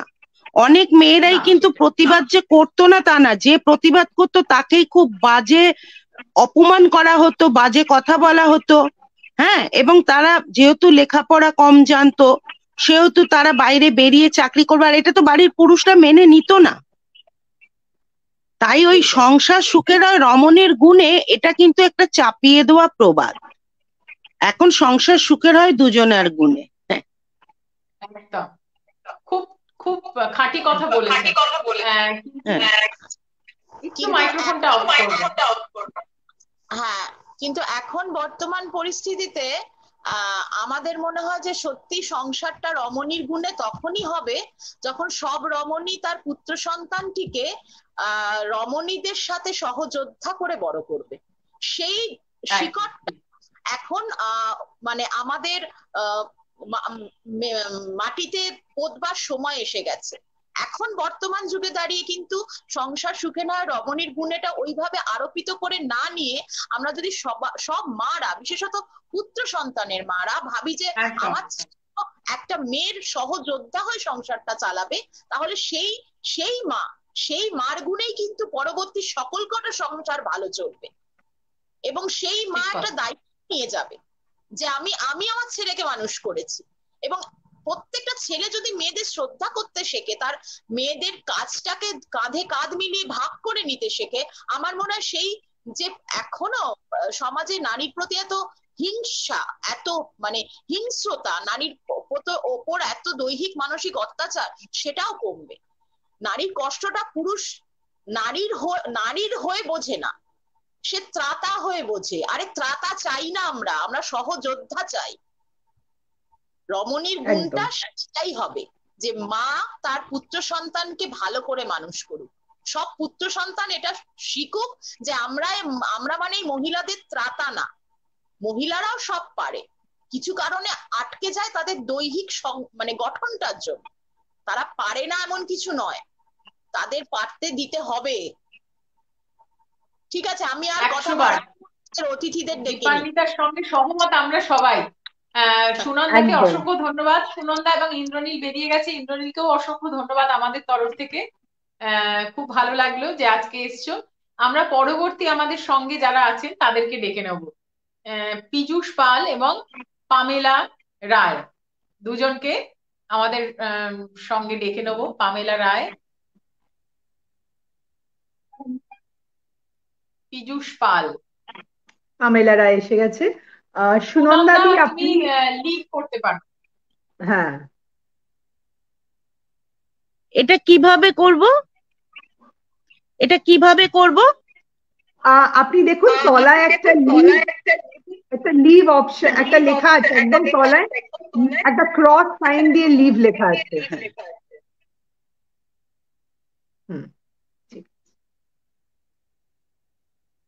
স্বাগতম আপনাদের দুজনকে। নমস্কার। হিল্লোলদা, ভালো লাগলো বেশ, এখানে এসে ভালো লাগছে আমার খুব, কারণ আমাকে দীপান্বিতাদি যখন প্রথম বললো আমারও খুব ভালো লাগলো। একটা মানে ছোট থেকে শুনে একটু বড় হয়েছি, এই প্রবাদটা শুনেই বড় হয়েছি, তো এটা নিয়ে জানি না কি বলতে পারবো, কিন্তু খুব ইন্টারেস্টিং লেগেছিল, তাই বললাম হ্যাঁ ঠিক আছে, আমি রাজি, আমি থাকবো। তাই জন্যই আমার আশা, সত্যি কথা। এবার দেখা যাক। তো তাহলে আপনারটাই প্রথম শুনি, আপনার কি মনে হয় এটার ব্যাপারে? অ্যাকচুয়ালি এটার ব্যাপারে বলতে গেলে এটা শুনে বড় হওয়া খুব সত্যি, কারণ বড় হয়েছে যেহেতু জয়েন্ট ফ্যামিলিতে, তো ঠাম্মা প্রথম থেকে এটা সবাইকে বলতো যে সংসারের সবকিছু মানে সংসার সুখের মানে কি, আমার মা হোক, আমার কাকিমা হোক, জেঠিমা হোক, তাদের সবাইকে ঠাম্মা এভাবেই ট্রেনিং করাতো মানে এরকমই এভাবে তৈরি ছিল যে ঘরদোর যত সুন্দর করে পরিপাটি করে আমি রাখবো, আমার ঘরের ভেতরটা আমি যত ভালো রাখবো, অন্দর মহলটা যত ভালো রাখবো, তো বাড়ির যারা পুরুষ তাদের মানে মানসিক শান্তিটা তাতে অনেক বেশি হবে। মানে ঝগড়াঝাটি অশান্তি যে সেগুলো যত কম হয়, তাতে করে কি তারা শান্তিতে বাইরে কাজেও বেরোতে পারবে, বা তারা বাইরের এটাতে পিসফুলি করতে পারবে। এটা দেখে বড় হয়েছি। আর বাবাকে দেখতাম প্রচুর কোঅপারেট করতো মায়ের সাথে, মানে ঠাম্মা রাগ করলেও বাবা কোঅপারেট করতো, আমি দেখেছি সেটা লুকিয়ে হলেও করতো বাবা। এটা ভাল লাগতো যে বাবা মানে কিছুটা হলেও লুকিয়ে সবজি কেটে দেওয়া এই করা এগুলো মাকে করে দিত, যেটা হয়তো ঠাম্মা বিশাল রাগ করতো, কিন্তু বাবা এটা করতো। তো এইরকম একটা জিনিস হয়তো সবার মনেই থাকা উচিত। তো এটা দেখেই বড় হওয়া। কিন্তু তারপরে যখন নিজেও সংসারে এলাম, তখন বুঝলাম যে অনেকটা ভূমিকা মেয়েদেরকে নিতে হয়। হয়তো এখনকার দিনে সবাই সমান, মানে আমিও এখনকারই, কিন্তু তবুও দেখলাম যে কোথাও হয়তো মেয়েদের কন্ট্রিবিউশন মানে মেয়েদের স্যাক্রিফাইসটা অনেক বেশি। মানে প্রথম স্যাক্রিফাইস করার যদি এ ওঠে সেটা একটা মেয়েই করবে, সেটাই হয়ে এসছে, সেটাই দেখেছি। মানে যদি চাকরি ছাড়ার ক্ষেত্রেও হয় বা যদি অ্যাডজাস্ট করার হয়, মানে মাকেও যখন বলতে গেছি এটা সমস্যা হয়েছে, তো মা এটা বলেছে যে তোমাকে অ্যাডজাস্ট করতে হবে, তুমি যত ভালো করে থাকবে, তুমি যত ভালো ওদের রাখবে, তত তোমার বাড়িটা সুন্দর হবে। মানে এটা একদম ভেতরে ঢুকিয়ে দেওয়া হয়েছে। কিন্তু তারপরে দেখলাম যে সত্যি কথা, কিছু জিনিস হয়তো ছাড়া বা কিছু জিনিস হয়তো যদি আমি অ্যাডজাস্ট করে নিতে পারি, তাহলে হয়তো বাড়িটা ঠিকঠাক ভাবেই চলছে বা ঠিকভাবেই ইয়ে করবে। এইটা একটা দেখেছি। কিন্তু কিছু জায়গায় যে খারাপ লাগতো না তা নয়, যখন কাজের ক্ষেত্রে বলি, যখন বাইরে যেতাম মানে বাইরের কাজটা করে যখন আমি বাড়ি ফিরি, ফিরে যখন দেখি যে অফিস থেকে গেলেও তাকে চাটা আমি দিচ্ছি, তো আমার কেউ দিচ্ছে না, তখন আমার খারাপ লাগে, সত্যি খারাপ লাগে। আর তখন মনে হয় চলো ঠিক আছে, সব দায়িত্বই আমার। বা ছেলে যখন পড়তে যাবে সাথে আমিই যাব, কারণ যে যদিও অ্যাকচুয়ালি আমার বাই প্রফেশন আমার নিজস্ব একটা ভেটেনারি ক্লিনিক আছে, তো আমি সেটা চালাই। তো আমার মনে হয় যে আমি এটা নিজস্ব একটা বিজনেস চালাই, সবকিছু করি, কিন্তু ছেলেকে পড়তে দিতে যেতে হবে, মাঝখান থেকে বেরিয়ে আমায় যেতে হবে। মাঝে মাঝে রাগ হয়, মাঝে মাঝে বলি কেন আমি যাব, কেন তুমি কেন যাবে না। কিন্তু তারপরে আবার ভাবি যে না, হয়তো আমার থেকে তার টেনশনটা অনেক বেশি, তো চলো ঠিক আছে আমি করে নিই। তো এভাবেই মনে হয়েছে যে মেয়েদের কন্ট্রিবিউশনটা একটা সংসার খুব সুন্দরভাবে সুষ্ঠুভাবে চলতে গেলে দুজনেরই সমান থাকা উচিত। কিন্তু সব ক্ষেত্রে দুজনের সমান হয়তো করা সম্ভব হয় না, কিছুটা বেশি একটা মেয়েকে এগিয়ে আসতে হয়, কিছুটা বেশি তাকে স্যাক্রিফাইস করতে হয়, তাকে অ্যাডজাস্ট করতে হয়। এটা আমার মনে হয়, এটা আমার ব্যক্তিগত মতামত, হয়তো আমি ভুলও হতে পারি, কিন্তু আমি এটা করে দেখেছি, তাতে অনেক বেশি শান্তি থাকে, অনেক বেশি ভালো লাগা থাকে। হ্যাঁ, কিছু সময় কষ্ট হয়, কিছু সময় রাগ হয়, দুঃখ হয়, বাট আমার চলো ঠিক আছে, যখন দেখছি সবাই ভালো আছে তখন ভালো লাগে। এই অবধি। কিন্তু আমি জানি না স্ত্রী জাতি হিলোলদা কি ক্ষমাশীল বলবে। বেশি মনে হয়। বলছি স্ত্রী হ্যাঁ, জাতি ক্ষমাশীল বেশি, সেই জন্য মনে হয় এই এটাই হয়ে যে এসছে, ঠিক আছে এরকমই একটা, হয়ে হ্যাঁ গেল, এরকম একটা মানসিকতাটাই তৈরি হয়ে গেছি, তৈরি এরকমই হয়ে একটা গেছে। হয়েছে। মানে প্রথমে খুব একটা রাগ হয়, যেটা করব এটা করব এটা বলবো, কিন্তু সামনে দাঁড়িয়ে কিছুই খুব একটা বলতে পারি না। এটাই হয়েছে, আমি আমার ক্ষেত্রে এটাই দেখেছি। চলো ঠিক আছে, মানে এটাই। তবে আমার দীপানিতাদির কথাটা খুব ভালো লাগলো, যেটা যে আমারও ছেলে, কিন্তু মানে ওকে আমি যেমন এই আজকে সত্যি বলতে কি আজকে ক্লিনিকটা আমি ছেড়েই এসেছি এবং ওকেই আমি বসে এসেছি ওখানে। আমি তুই আজকে সন্ধ্যেটা কিছুক্ষণ ঘন্টা দুয়েক তুই দেখ, ও ক্লাস 12-এ পড়ে, ও দেখবে ও বল আমি কি করে করবো, আমি যদি পারি তুইও পারবি। তো সত্যি কথা, মানে আমরা যদি মেয়েরা সবটা করতে পারি, তবে একটা ছেলে কেন নয়। কেন বাড়িতে তো ছোটবেলা থেকে মারা ওইভাবেই শিক্ষা দিয়ে বড় করেছে, যে আমাকে গিয়ে অ্যাডজাস্ট করতে হবে, আমাকে রান্নাও করতে হবে, বাইরের কাজও করতে হবে, ঘরের কাজও করতে হবে। তো সেটা যদি আমি একটা মেয়ে পারি, একটা ছেলেও পারবে। তো সেই জন্য আমার ওকে ওইভাবেই করানো, এবং বাড়িতেও আমি ওকে এভাবেই করাই যে টিফিনটা তুমি করে নাও নিজে, কারণ যথেষ্ট বড় হয়েছে, তুমি করো, বাইরে গিয়ে পড়লে তোমায় করতে হবে, তুমি করো। তবে এটা সত্যিই ঠিক, মানে যেটা কিন্তু আমিও দেখেছি আমার দাদাদেরকে হয়তো মারা একটু বেশি প্রায়োরিটি দিত, কিন্তু আমি দিই না, আমি একইভাবেই রাখি। যাই হোক, এবার আমি আর কি বেশি বিশেষ কিছু বলার নেই। আমার এগুলো নিজের অভিজ্ঞতা দিয়েই বললাম, যেটা আমি নিজে করি সেটাই শেয়ার করলাম। আমরা তাহলে এবার হিল্লোলদার কাছে যাই, একটু হিল্লোলদার হ্যাঁ, মতামত শুনি। শোনা যাচ্ছে? হ্যাঁ, হ্যাঁ শোনা হ্যাঁ যাচ্ছে। পরিষ্কার। প্রথমেই সবাইকে শুভ সন্ধ্যা। আর এখানে যারা সকলে উপস্থিত আছেন, যারা এই অনুষ্ঠান শুনছেন বা যারা পরিচালনার দায়িত্বে আছেন সকলকেই আমার তরফ থেকে ধন্যবাদ জানাই। আমাকে আজকে বলা হয়েছিল যে আমার সাথে যিনি রয়েছেন পামেলা রায় তার বিপক্ষে বলার জন্য, তো আমি ঠিক মানে বুঝতে পারলাম না উনি মানে কোন পক্ষটা নিয়ে বললেন। যাই হোক, আমি আমার মতামতটা বলছি। আপনার নিজস্ব, হ্যাঁ আপনার মতামতটাই আপনি আমাদের বলুন। এখানে বলা হয়েছে যে সংসার সুখের হয় রমণীর গুণে না দুজনের গুণে। আমি একটু অন্যভাবে ভাবার কথা বলবো সবাইকে, যে সংসার সুখের হবে রমণীর গুণে নাকি দুজনের গুণে, এটা আমি দুটো মতেরই বিপক্ষে। আমার মনে হয় সংসার সুখের হবে সেই ব্যক্তির গুণে যিনি দুজনের মধ্যে এগিয়ে আছেন। সেটা রমণীয় হতে পারে বা পুরুষ ব্যক্তিটাও হতে পারেন, যিনি সামাজিক এবং তার ব্যক্তিত্বের গুণে নেতৃত্ব দেওয়ার ক্ষমতায় রয়েছেন বা লিড করার ক্ষমতায় রয়েছেন, তিনি তার গুণেই সংসারটা সুখের হবে এবং এগিয়ে যাবে।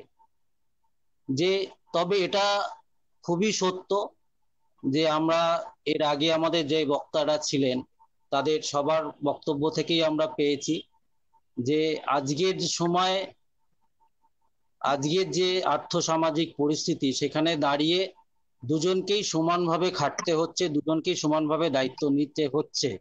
কিন্তু আমরা যদি একটু কোনো সংসারের ভেতর তলিয়ে দেখি তাহলে দেখতে পাবো এই দুজনের মধ্যে কেউ একজন একটু এগিয়ে আছে, কেউ সেই পরিস্থিতিগুলো ঠিকঠাক বিচার করে নেতৃত্ব দিচ্ছেন।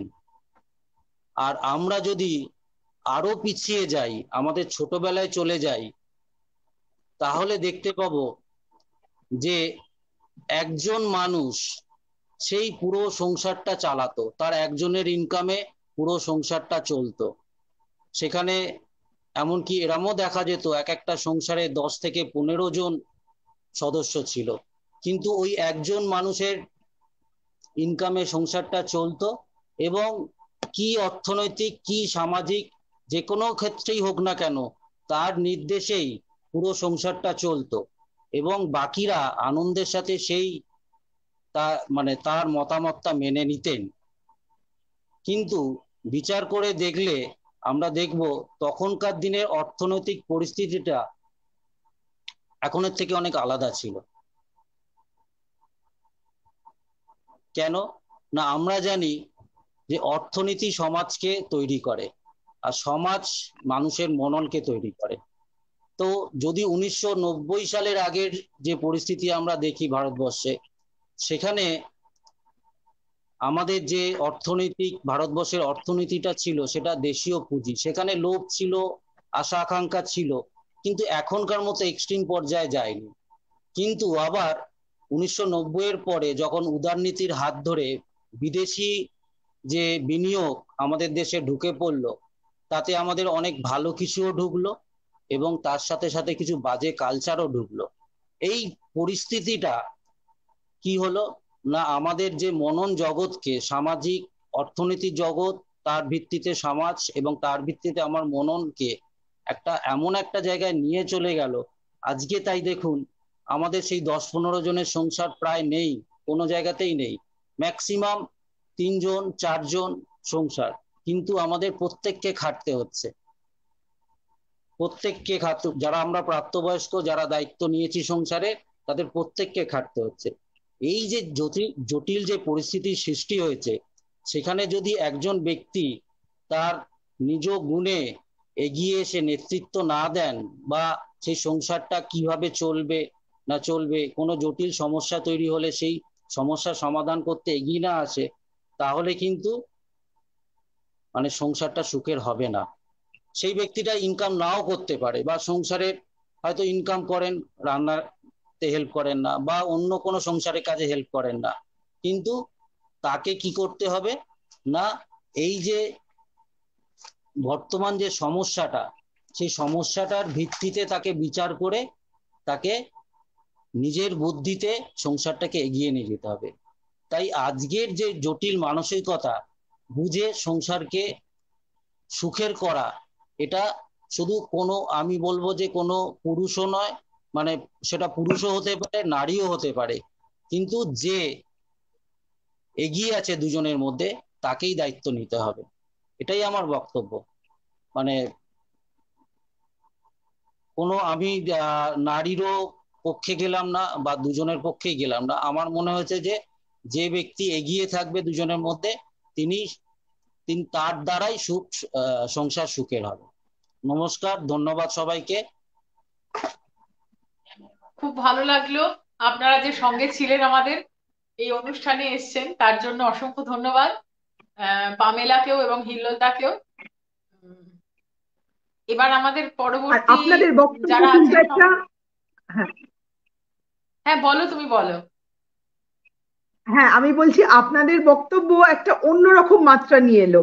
মানে যেটা হিল্লোলদা বললেন যে কি হয়, ব্যক্তিত্ব সকলের তো এক রকমের হয় না, সেটা পুরুষও হতে পারে নারীও হতে পারে। ব্যক্তিত্বর দিক দিয়ে যে একটু এগিয়ে, মানে যেটা আমরা আগেকার দিনে একান্নবর্তী পরিবারে দেখতাম, একজন হয়তো বয়স্ক ঠাকুমা কিছুই লেখাপড়া জানে না, কিন্তু পুরো ফ্যামিলিটা একা চালিয়ে যাচ্ছে আর কি। তো সেইভাবেই হয়তো তাই হয় যে দুজন পরিবারের মধ্যেও একজন বেশি দায়িত্ব নেয়, তো সংসারটাকে সেই ধরে রাখে, তো হয়তো সংসার সুখের হয় তারই গুণে। এটা একটা অন্য মাত্রা পেল। থ্যাংক ইউ ভেরি মাচ একটা অন্য নিয়ে আসার জন্য। হ্যাঁ, এতক্ষণ যে আমরা সাধারণত যেটা ভাবছিলাম অনুষ্ঠানের শুরু থেকে, তার থেকে কিন্তু একদম ভিন্ন একটা মতামত দাদা আমাদের মাঝখানে কিন্তু তুলে ধরলেন, এটা কিন্তু ঠিক কথা। একদম। আর পামেলাকেও একটা জিনিস বলছে, পামেলা যেটা বললো, যেটা আমরাও ফিল করি, যে অনেক সময় একটু অ্যাডজাস্ট করলে কিন্তু অনেকটা ফেরত পাওয়া যায়। মানে সব সময় যে না আমি করব না, মানে এটা মানে লড়ে যাব, হ্যাঁ ডেফিনেটলি লড়তে তো হয় অনেক সময়, তবে যেটা অল্প, মানে অ্যাডজাস্টমেন্ট মানেই কিন্তু হেরে যাওয়া নয়, অ্যাডজাস্টমেন্ট মানে কিন্তু হ্যাঁ, অনেক কিছু ফিরে 100বার। পাওয়া আর কি। অনেক সময় কিন্তু এই অ্যাডজাস্টমেন্টের মধ্যেও একটা আনন্দ আছে, শান্তি আছে, সেটা কিন্তু ওই লড়াই করে কিন্তু পাওয়া যায় না, এটাও কিন্তু ঠিক কথা। একদম। আমরা তাহলে পরবর্তী যারা আছে পরের তাদেরকে ডেকে দিকে নিই আমাদের মাঝখানে। একদম একদম। নমস্কার, অনেক ধন্যবাদ পামেলা ও হিল্লোলদা।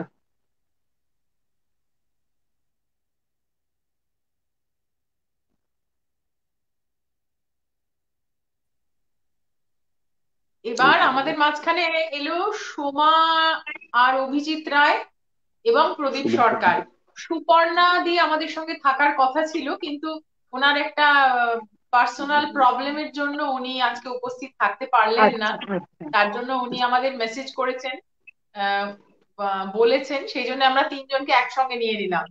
একসাথে নিয়ে নিলাম, হ্যাঁ একদম, হ্যাঁ। আচ্ছা, আমাদের ভয়েসটা কি শোনা যাচ্ছে? হ্যাঁ হ্যাঁ, কিন্তু কিন্তু দেখা দেখা যাচ্ছে যাচ্ছে না না তো। তোদের। না, ক্যামেরা অফ। এবার ঠিক আছে। গুড আচ্ছা, ইভিনিং সবাইকে। আমি কি আসতে পেরেছি? হ্যাঁ হ্যাঁ, আপনি আসছেন একদম। লাইভে। নমস্কার, আপনি থাকছেন স্যার। শুভ সন্ধ্যা। এবং এই প্রথম এই ব্যাপারে একটুখানি সুস্মিতার জন্য আমি জড়ালাম। জানি না, আমার কোনো বক্তব্য কিছু সেভাবে বলার অভ্যেস নেই, আমি স্ক্রিপ্ট দেখে কিছু বলতে পারতাম, সেই সুযোগটাই বোধহয় সুস্মিতা নিয়েছে। যাই হোক, প্রথম থেকে শুনে আসছি। আমি কি কিছু বলবো, শুরু করব? হ্যাঁ হ্যাঁ, অবশ্যই অবশ্যই। নিশ্চয়ই আচ্ছা, নিশ্চয়ই। শেষ বক্তা, শতরঞ্চি নেওয়ার জন্য একজন বসে আছেন। না না, শেষ না, এখনো আছে দুজন আমাদের আরো দুজন সঙ্গে। আছেন তো আমাদের সাথে। ও আচ্ছা, শেষ নয়, শতরঞ্চি আচ্ছা লোক আছে, চিন্তা নেই। আচ্ছা আচ্ছা, ঠিক আছে। যাক, তবু একটু খুশি হলাম। যাক, অনেকক্ষণ ধরে শুনছি, অনেক কথা, অনেক জ্ঞান সঞ্চয় হলো। তবে এখানে একটা বলার বিষয় আছে, যে কথাটা হচ্ছে সংসার সুখের হয় রমণীর গুণে, কিন্তু এখানে কথাটা, বক্তব্যটা একটু কারেকশন হওয়া উচিত ছিল বলে মনে হয়, রমণীদের গুণে। কারণ একটা সংসারে কিন্তু রমণী একজন নন, অনেক রমণী কে নিয়ে তাদের সংসার। কেননা যিনি বিবাহিত হয়ে পরের সংসারে আসলেন বা গেলেন, সেখানে কিন্তু অনেক রমণী বিরাজ করেন, ঠিক আছে? সেখানে ওই প্রত্যেক রমণীরাই যদি সহযোগিতার হাত না বাড়ায়, তাহলে কিন্তু সেখানে সংসার সুখের হওয়া খুব কঠিন। আর দ্বিতীয়ত যে পতি দেবতা বলা হয় তাদেরকে, দেবতা মোটেই নয়, অসুর ভাবা যেতে পারে। তা সেই পতিদের অবদান তো অবশ্যই এখানে থাকবে, তারা কখনোই অসুর হবে না, তারা পতি হিসাবে রমণীর সাথে সমান তালে তাল মিলিয়ে চলবে। কেননা আমরা অনেক ক্ষেত্রে দেখে এসেছি যে একটা আগেকার দিনে ব্যাপারটা থাকতো যে কোনো রমণী কোনো সংসারে গেলে পরে যেই সংসারে উপস্থিত হয়েছেন সেখানে যারা রমণীরা আছেন তারা তাদেরকে অন্যভাবে ট্রিট করেন। অর্থাৎ এখানে প্রত্যেক রমণীকে হওয়া উচিত যে আমি আমার পরবর্তী সংসারে আমার ঘরে যদি কোনো পুত্র সন্তান থাকে তার সেখানেও একটি রমণী আসবে। সুতরাং আমার চরিত্রটা আমাকে সেইভাবে গড়ে তোলা দরকার যে সমস্ত রমণীদের যেন আমরা আমার মতন গ্রহণ করতে পারি, আমার মতন দেখতে পারি। তাহলে সেখানে মনে হয় সংসারটা সুখের। সংসার মানে হচ্ছে যে শুধু স্বামী স্ত্রী নন, তার সন্তানটুকু নন, সামগ্রিক পরিস্থিতি। আমরা নিউক্লিয়ার ফ্যামিলিতে চলে এসেছি বাধ্য হয়ে, কিন্তু নিউক্লিয়ার ফ্যামিলিটা কিন্তু পুরোপুরি সংসার নয়। সংসার কথা হচ্ছে যে টোটাল কম্প্যাক্ট পরিবার একটা, সমস্ত রমণী সেখানে আছে, মা হতে পারে, শাশুড়ি হতে পারে, ঠাকুমা হতে পারে, দিদিমা হতে পারে, বোন হতে পারে, ননদ হতে পারে, এবং তার সাথে পুরুষ যারা আছেন, দেওর, শ্বশুর, স্বামী, সকলে মিলে তার সন্তান পুরুষ হতে পারে। সকলে মিলে যদি একটা বোঝাপড়া না দাঁড়ায় তাহলে কিন্তু সেই সংসার কথাটার যেটা হচ্ছে তাই সেই সার বস্তুটা কিন্তু থাকবে না। সংসেজে যদি থাকা হয় তাহলে কিন্তু মুশকিল আছে। সংসেজে যদি সংসার করার প্রবণতা থাকে তাহলে কিন্তু হবে না, সার বস্তুটাকে বুঝতে হবে। এখানে আমরা যদি ইংরেজিতে বলা হয় অ্যাডজাস্টমেন্ট অথবা বাংলায় বলে বোঝাপড়া, সে বোঝাপড়াটা কিন্তু প্রত্যেক নারী পুরুষের থাকতে হবে। সমস্ত কাজে কিন্তু সকলকে পটু হতে হবে তার কোনো মানে নেই। যে কোনো কাজে যে কোনো সময় বিপদে আপদে প্রত্যেকেই সহযোগিতার হাত বাড়াতে হবে। কোনো মান সম্মান বলে কিছু থাকবে না, ঝাঁটা হাতে কেন বা খুন্তি হাতে কেন এটা ভাবলে হবে না। প্রত্যেকের কাজটুকু কিন্তু করা উচিত, কার বিপদে আপদের সময় অসময়ে এগুলো কিন্তু অ্যাডজাস্ট করা দরকার। এটুকুই আমার সাধারণ বক্তব্য, এর বিশেষ কিছু বাইরে বলার নেই। কেননা সকলেই ভালো ভালো কথা বলেছেন, খুব সুবক্তা ডাক্তার মশাই ছিলেন এবং আরো অনেকেই ছিলেন, ভালো ভালো বক্তব্য, জ্ঞান সঞ্চয় হলো, কিছু জানতেও পারলাম।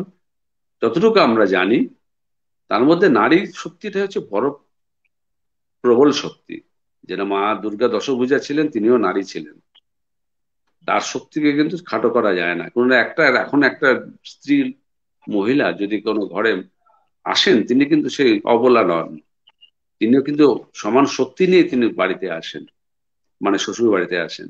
সুতরাং তার ক্ষমতা অসীম, সুতরাং তাকে সেই গুরুত্বটা দেওয়া উচিত।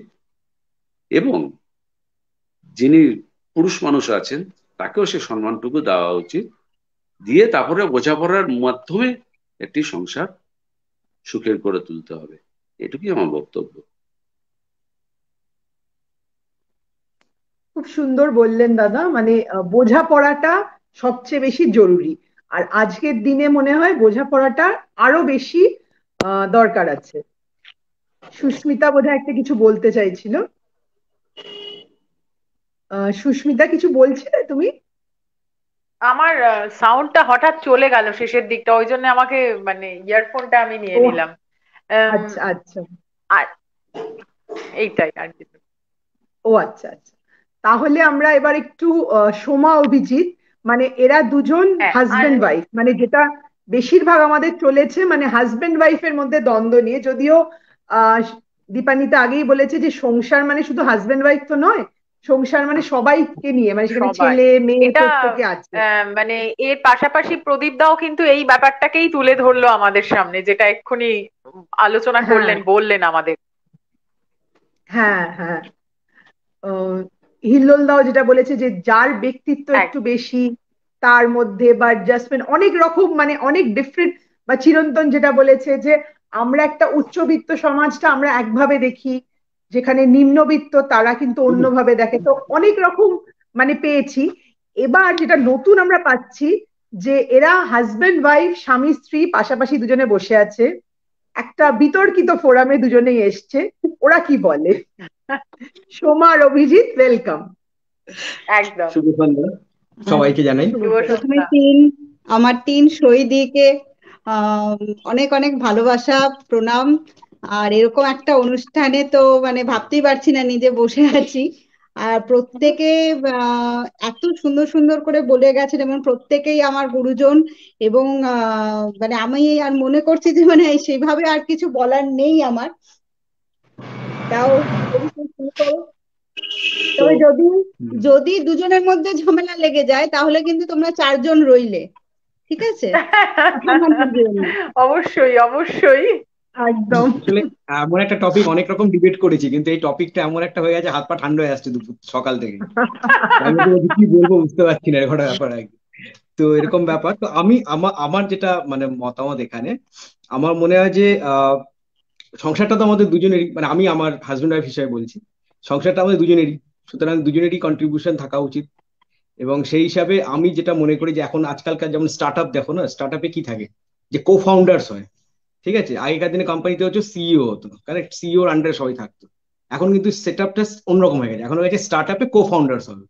তো আমি মনে করি সংসারটা হচ্ছে সামথিং লাইক কো ফাউন্ডার্স, বা দুজনই co founders, correct? There is no single founder.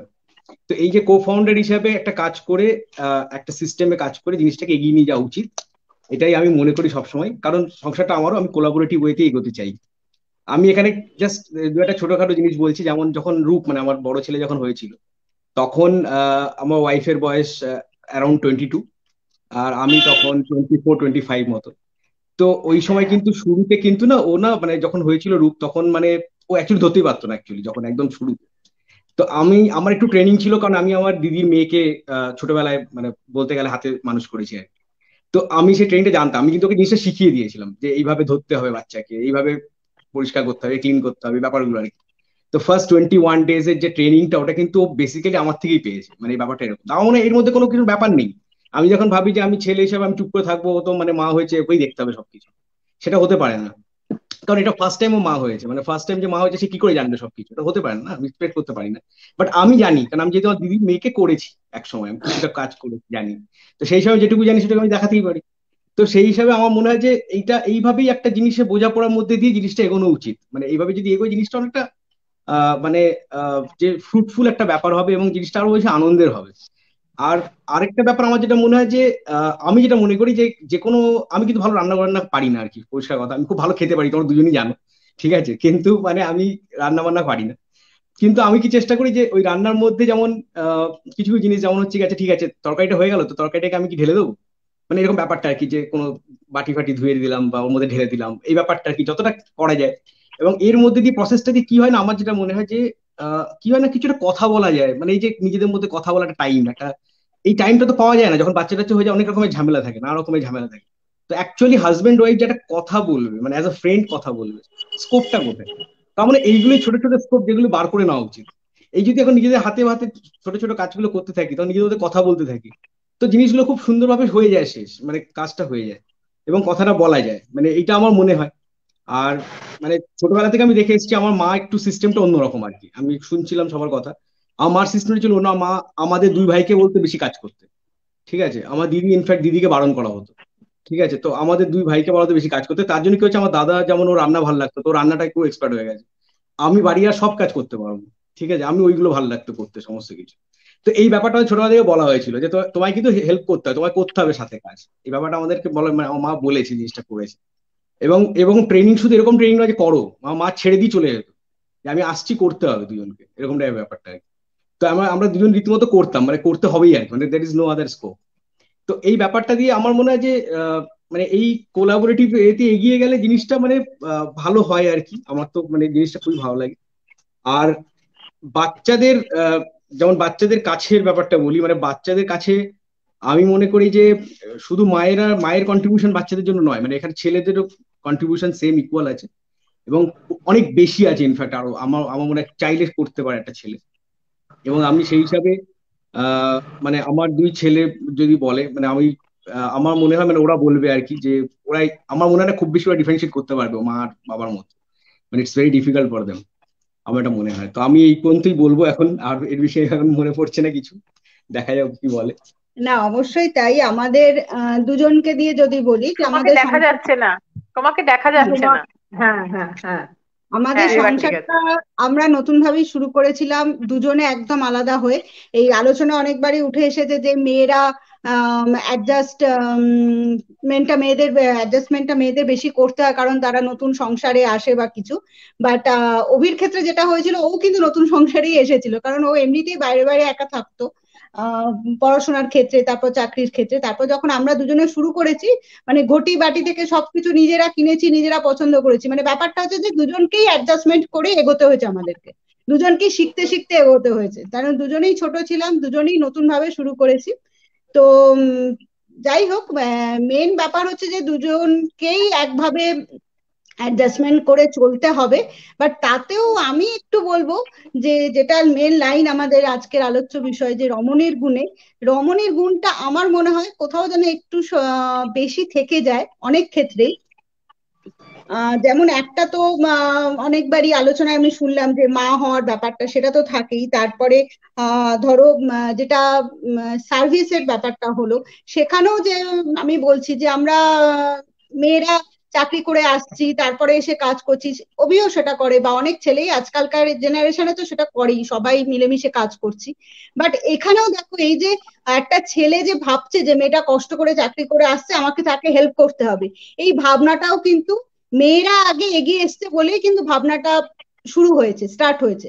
কারণ আমরা আগে ভেবেছি প্রথমে যে আমার এক হাজবেন্ড বা একটা ফ্যামিলিতে একজনই আর্নিং মেম্বার, তো আমিও পারি, আমিও বাইরে গিয়ে চাকরি করতে পারি, এই ভাবনাটা মেয়েরাই আগে ভেবে এগিয়ে এসছে বলেই না আজকে ছেলেরাও ভাবতে পারছে যে হ্যাঁ, আমাকে মেয়েদের সাথে থাকতে হবে, আমাকেও ঘরের কাজটা একটু হলেও হেল্প করতে হবে যতটা পারা যায়।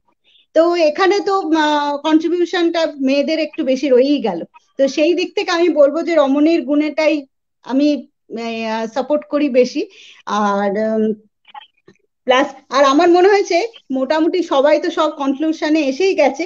কিছু কিছু প্রশ্ন আমি দেখেছি আছে আমাদের কমেন্ট বক্সে, তার আমি কিছু দিতে চাই। যেমন সংসারে পুরুষরা চা বানালে সংসারের শান্তি হয় কিনা, এটা এটা এটা কিন্তু সত্যি কথা, এটা হয়। কারণ যখনই সকালে অ্যালার্মটা বাজে, আমি আমার ক্ষেত্রে বলছি, তখন খালি মানে আমার ভেতরে মনে হয় যে সত্যি বাবা, আবার উঠে সবকিছু করবো, একটু যদি কেউ একটু আমি যদিও চা খাই না, কেউ একটু যদি কফিটা দিয়ে যেত বা লেবুর জলটা দিয়ে যেত ভালো হতো। তো অনেক সময় চলেও আসে, বাড়িতে থাকলে অনেক সময় চলেও আসে, এটা কিন্তু ভালো লাগে, তখন ভালো লাগার ব্যাপারটা এসে যায়। আর ঝগড়া, আরো একটা কোশ্চেন ছিল, ঝগড়া কে আগে থামালে খুশি হয়? ঝগড়া অবশ্যই ছেলেদের আগে থামানো উচিত, কারণ মেয়েরা, আমি মেয়ে তাই বলতে চাইছি ছেলেদেরই আগে থামানো উচিত। কারণ কারণটা কি বলবো, ওই যে কারণটা হচ্ছে যে মেয়েরা তো অ্যাটলিস্ট বাচ্চাদেরকে তো সামনে টামলে রাখছে, ওই দিকটা তো করছেই বেশিটা। তো একটু নয় ঝগড়াটা আপনারাই থামিয়ে নিলেন আগে থেকে, তাহলেই হয়ে যায়, মিটমাট হয়ে যায় আর কি তাড়াতাড়ি। আচ্ছা, আমি একটু ইন্টারাপ্ট করছি, এক্সকিউজ মি। অবশ্যই হ্যাঁ, অবশ্যই বলুন দাদা। উনি যে কথাটা বললেন, যিনি বললেন চায়ের বিষয়টা, তো সেটার ব্যাপারে পুরুষ মানুষের চায়ের ব্যাপারটা, যিনি কমেন্টটা করেছেন তাকে আমি 24 বছর ধরে চিনি। তার চায়ের বানানোর প্রসেসটাও দেখেছি, এবং তিনি চা খুব ভালো বানাতে পারেন। এবং তিনি শুধু চা তখনই বানাতেন, বিশেষ করে ভোরবেলায় এসে সকলে যখন রমণীরা ঘুমে আচ্ছন্ন, তিনি মর্নিং ওয়াক করে এসে কাপের মধ্যে চামচটাকে নিয়ে ঠাকা ঠাকা ঠাকা ঠাকা ঠাকা ঠাকা করে আওয়াজ করে তিনি নাকি সকল রমণীর ঘুম ভাঙাতেন। তা উনি ওই ছোটবেলা থেকেই ভালো চা বানাতে জানতেন। তাই সুতরাং চাটা মানে ওই ঠকাঠকটা মনে হয় সেই কৃষ্ণের বাঁশির কাজ করতো, তাই তো? ওইটা সব ব্যাপারে ক্যাটালিস্ট দরকার। হ্যাঁ, তো বাড়ির রমণী যারা ছিলেন, না হলে তো চাটা হবে না। হ্যাঁ, ওই জোরে আওয়াজটা খুলে তাদের ঘুমটা ভাঙাতেন। তাই তিনি ভদ্রলোক সকালবেলা খুব ভালো চা বানাতে জানেন এবং উনি চাটার দায়িত্ব এখনো নেন। উনি বিশেষভাবে পরিবারকে খুব সহযোগিতা করেন। তবে শুধু ওইটুকু করলে তো হবে না, আরো আনুষঙ্গিক বিষয়ে সহযোগিতার হাত বাড়াতে হবে পুরুষ মানুষকে, পতিদেবতাকে। এবং রমণীদের গুণে কথাটা আমি বারবার করে বলছি, শুধু রমণী নয়, কেউ কোনো স্ত্রী কোনো নারী একা নয়, একা পারে না। সুতরাং তবে হ্যাঁ, আমি আমি আর একটা পয়েন্টও বলতে পারি, যেটা রমণীর গুণ, আমি বিশেষ করে রমণীর গুণের পক্ষেই বলতে চাইছি, যে যেটা দাদা বলছেন রমণীদের, সেটাই আর কি, সেখানেও কিন্তু রমণীর বা রমণীদেরই এটা বেশি থাকছে। কারণ আমরা যেটা দীপান্বিতা দিয়ে মনে হয় বললো একটু আগে, যে আমাদের মায়েদের শেখাতে হবে ভবিষ্যৎ প্রজন্মকে, ছেলেদের বলো, যে মানে ছেলে বা মেয়ে বলে আলাদা নয়, সবাইকে সব কাজটা শিখতে হবে। এই যে ব্যাপারটা, এখানেও কিন্তু সেই মায়েদের দায়িত্বটাই এসে যায়। আমি আমার নিজের ছেলেদের বলছি, আমি জানি আমার 2 ছেলে, তোমরা জানো হয়তো, আমার রূপ কিন্তু অনেক ছোটবেলা থেকে রান্নাঘরে ঢুকছে আমার সাথে সাথে, ইন্টারেস্টও আছে, বা আমি শিখিয়েওছি ওকে, যেহেতু ওকে একলা থাকতে হবে, বা ইভেন এখনো বড় হয়েছে বলে এখন আমি কিন্তু ওকে এটাও বোঝাই যে তুমি বাবাকে দেখে শেখো, যে তোমাকে কিন্তু তোমার ওয়াইফকেও হেল্প করতে হবে, সেজন্য তোমাকে কিছু কিছু কাজ শিখে রাখতে হবে। না ও মাঝে মধ্যে বলে যে না ঠিক আছে আমি তো একাই থাকবো, আমি একা থাকলেও তোমাকে হেল্প করতে হবে, নিজের কাজটা নিজেকে শিখতে হবে। তো সব এই জিনিসটা যে মায়েরা শেখাচ্ছে, সেখানেও কিন্তু ওই রমণীদেরই আগে এগিয়ে আসতে হচ্ছে। তো সেই জন্যই আমার মনে হয় যে মানে এই রমণীর গুণের কথাটাতে আমার খুব মানে ভালো লাগার কথা, যে রমণীর গুণেই সবকিছু হচ্ছে মেনলি। বাট অবশ্যই দুজনের সহায়তা না থাকলে, দুজনের একসাথে মনের মিল না থাকলে, দুজনের অ্যাডজাস্টমেন্ট না থাকলে কোনোভাবেই সম্ভব না, কোনোভাবেই কোনো কিছু সম্ভব নয়। এবং তার সাথে আরেকটাও বলি, যে সাথে কিন্তু শুধু রমণীদের পতিদেব বা এইসব না, তার সাথে যারা ছোট ছোট বাচ্চারা থাকে তাদেরকেও একটু এগিয়ে আসতে হবে সংসার সুখের জন্য। তারা যদি অতিমাত্রায় দুষ্টুমি করে, যেমন এক্ষুনি পিছন দিয়ে উঁকি মারছে, তারা যদি মা বাবার কথা না শোনে, তারা যদি ভালো করে নিজের ইচ্ছে পড়াশোনা না করে, তাহলেও কিন্তু স্বামী স্ত্রীর মধ্যে সুখটা একটু বিঘ্নিত হয়ে যায়, ওদের কারণে মাঝে মধ্যে ঝগড়া শুরু হয়ে যায়। তো সেই জন্য শুধু রমণী বা সব ছেলেদের সন্তানদের গুলো মানে আবারে সংসারে সুখটা আসে। তো তো এটাই লাস্ট কনক্লুশন আমার দিক থেকে, যে সবাইকে অ্যাডজাস্ট করে সবার গুণে সংসার সুখের হয়। আচ্ছা, বলে দিয়েছি তোমার কথা। আচ্ছা, আমি কি লিফট করতে পারি? আপনার কি আর কিছু বক্তব্য নেই আজকের ব্যাপারে? বক্তব্য একটা কথা, ওই যে সকলে শুনলাম সন্তানদের বিষয়টা, তা আমি বলে সন্তানদের শেখাবার একটা সবচেয়ে সহজ উপায় হচ্ছে প্রত্যেক সন্তানকে, সে নারী হোক আর পুরুষ হোক, ছেলে হোক বা মেয়ে হোক, তাদেরকে ছোটবেলা থেকে এই হোস্টেল লাইফ দিয়ে দেওয়া। তাহলে সে বাধ্য থাকবে রান্না শিখতে, সে বাধ্য থাকবে জীবনটা কিভাবে পরিচালনা করতে হয় তা শিখতে। সুতরাং সেই পুরুষটিকে বা নারীটিকে মায়ের কোলের আঁচলে রাখাটা ঠিক নয়। সুতরাং তাকে রান্না বান্না শেখাতে গেলে পরে, তাকে হোস্টেল লাইফ করলে পরে বা মেসে থাকলে পরে সে কিন্তু একদম এক্সপার্ট হয়ে চলে আসবে। তখন নারীদের প্রতি সহযোগিতা একবারে সহজে মেসে থাকলে হতে পারে, বাট আজকালকার হোস্টেলে তো রান্না করা খাবার পাওয়া যায়, মেস বা হোস্টেল, হ্যাঁ সেটা মেস বা হোস্টেল, কিন্তু ঘরে থেকে মা কখনো হেসেলে ঢোকাবে না, ঘরে থেকে কোনো মা কিন্তু হেসেলে ঢোকাবে না। এটা হচ্ছে বাস্তব কথা। এটা মানে আমরা ছোটবেলা থেকে যে বড় হয়েছি, আমার মা কিন্তু ধরে ধরে মানে হঠাৎ হঠাৎ ছেড়ে দিত, যে এটা তুই কর, এটা করে দেখা দেখি তো, কি এইটা করে কি দেখি তোর এই রান্নাটা করে খাওয়াতে পারিস নাকি, কিংবা হঠাৎ করে ছেড়ে দিল। মানে এটা আমরা এখন করি না, আমরা এখনকার মারা না এরকম ভাবে হুট করে ছাড়তে চাই না, খালি ভাবি ওমা ও পারবে না করতে, কি ও গ্যাসে একটা কিছু একটা হয়ে গেলে কি হবে, এরকম করি। কিন্তু আমার মারা কিন্তু সেটা করেনি, পুরো ছেড়ে দিয়েছে। সুস্মিতা যেটা বলছে 30-40 আমার মা আমাকে সরি করেছিল, যেহেতু আমি একমাত্র সন্তান ছিলাম, সবসময় মা আমাকে তুলে তুলে রেখেছে। ইভেন আমি যখন বিয়ে করেছি তখন আমি মানে সেভাবে গ্যাসটা অন করতে পারতাম না, ভয় পেতাম আর কি। তো এই জিনিসটা করাটা একেবারেই উচিত না। আমি আজও মাকে মানে বকি আর কি, মা যখন আমার ছেলেকে বলে তুই ওকে কি পরোটা ভাজাচ্ছিস, জানো তুমি আর আমাকে যেভাবে স্পয়েল করেছো ওদেরকে করো না, কারণ এটা খুব ভুল।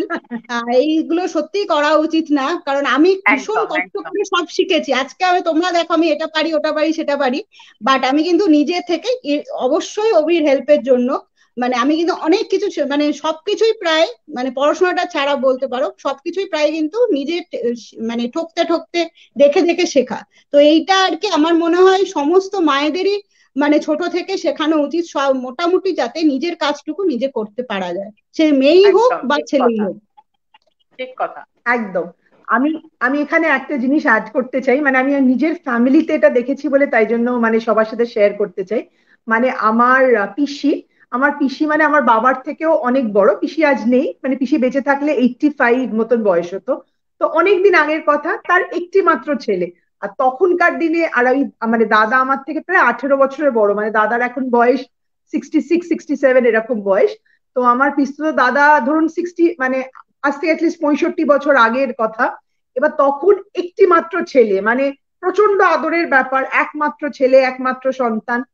এবার আর আমার পিসে মশাই যিনি কিচ্ছু পারতেন না, মানে তিনি প্রায় অফিস থেকে এসে বসতে মানে পিসি হাত থেকে ব্যাগটা নিয়ে যেত, চাটা যেখানে বসে থাকতেন সেখানেই খেত, মানে চায়ের কাপটা এরম করে ধরতো, পিসি কাপটা নিয়ে যেত, উনি এরকম ছিলেন। কিন্তু পিসির মনে হয়েছিল যে এইভাবে ওনার প্রবলেম হচ্ছে, মানে যেহেতু পিসি ওনাকে সাপোর্ট করছে কিন্তু সবাই নাও করতে পারে এইভাবে, আর এটা পরবর্তী প্রজন্মতে হয়তো চলবে না। এই জন্য আমার দাদা কিন্তু মানে একটি মাত্র ছেলে, সে ওদের সঙ্গেই থাকতো। কিন্তু সে মানে মোটামুটি 10 12 বছর বয়স থেকে নিজের জামা কাপড় নিজে গুছিয়ে রাখা, মানে রান্না না, তখন তো বেশিরভাগ বাড়িতে ফুল টাইম কাজের লোকও থাকতো, সেটা তো রান্নার প্রয়োজনটা হয়নি, কিন্তু চা করা বা নিজের জায়গাটা গুছিয়ে রাখা বা বাড়ির অন্যদের জিনিসপত্র গুছিয়ে রাখা, সেই জিনিসগুলো তখন থেকে সে দায়িত্ব নিত। এবং আজকে মানে আমার যে বৌদি আর কি, তো বৌদি আমাকে সবসময় বলে, বৌদি পিসিকে দেখেনি কারণ পিসি খুব কম বয়সে মারা গেছে, তারপরে দাদার বিয়ে হয়েছে। তো বৌদি আমাকে সবসময় বলে যে আমি কোনোদিন এক্সপেক্টই করিনি যে আমার হাজবেন্ড আমাকে এতটা হেল্প করবে। মানে আগের জেনারেশনে যা হয় একটু তো কম হতো, মানে যত আমরা এগোচ্ছি আস্তে আস্তে ছেলেরা অনেক বেশি বা আমরা মেয়েরা মানে অর্থনৈতিকভাবে ইন্ডিপেন্ডেন্ট হচ্ছি, সেইখানে আমরা বাইরের কাজটা বেশি করছি বলে ছেলেরা অনেকটা করে। আগেকার দিনে কিছু জন হয়তো করতো, বাট বেশিরভাগের কথা বলছি আমি। তো কিন্তু আমি যেটা বেশিরভাগরা করতো না আর কি, হ্যাঁ, মানে যে কারণ যেভাবে বড় হতো আমার মানে আমি বারবার ওইটাই আমার যেটা মনে হচ্ছে যে যেভাবে বড় হয় সেইটা ভীষণ ইম্পর্টেন্ট আর কি।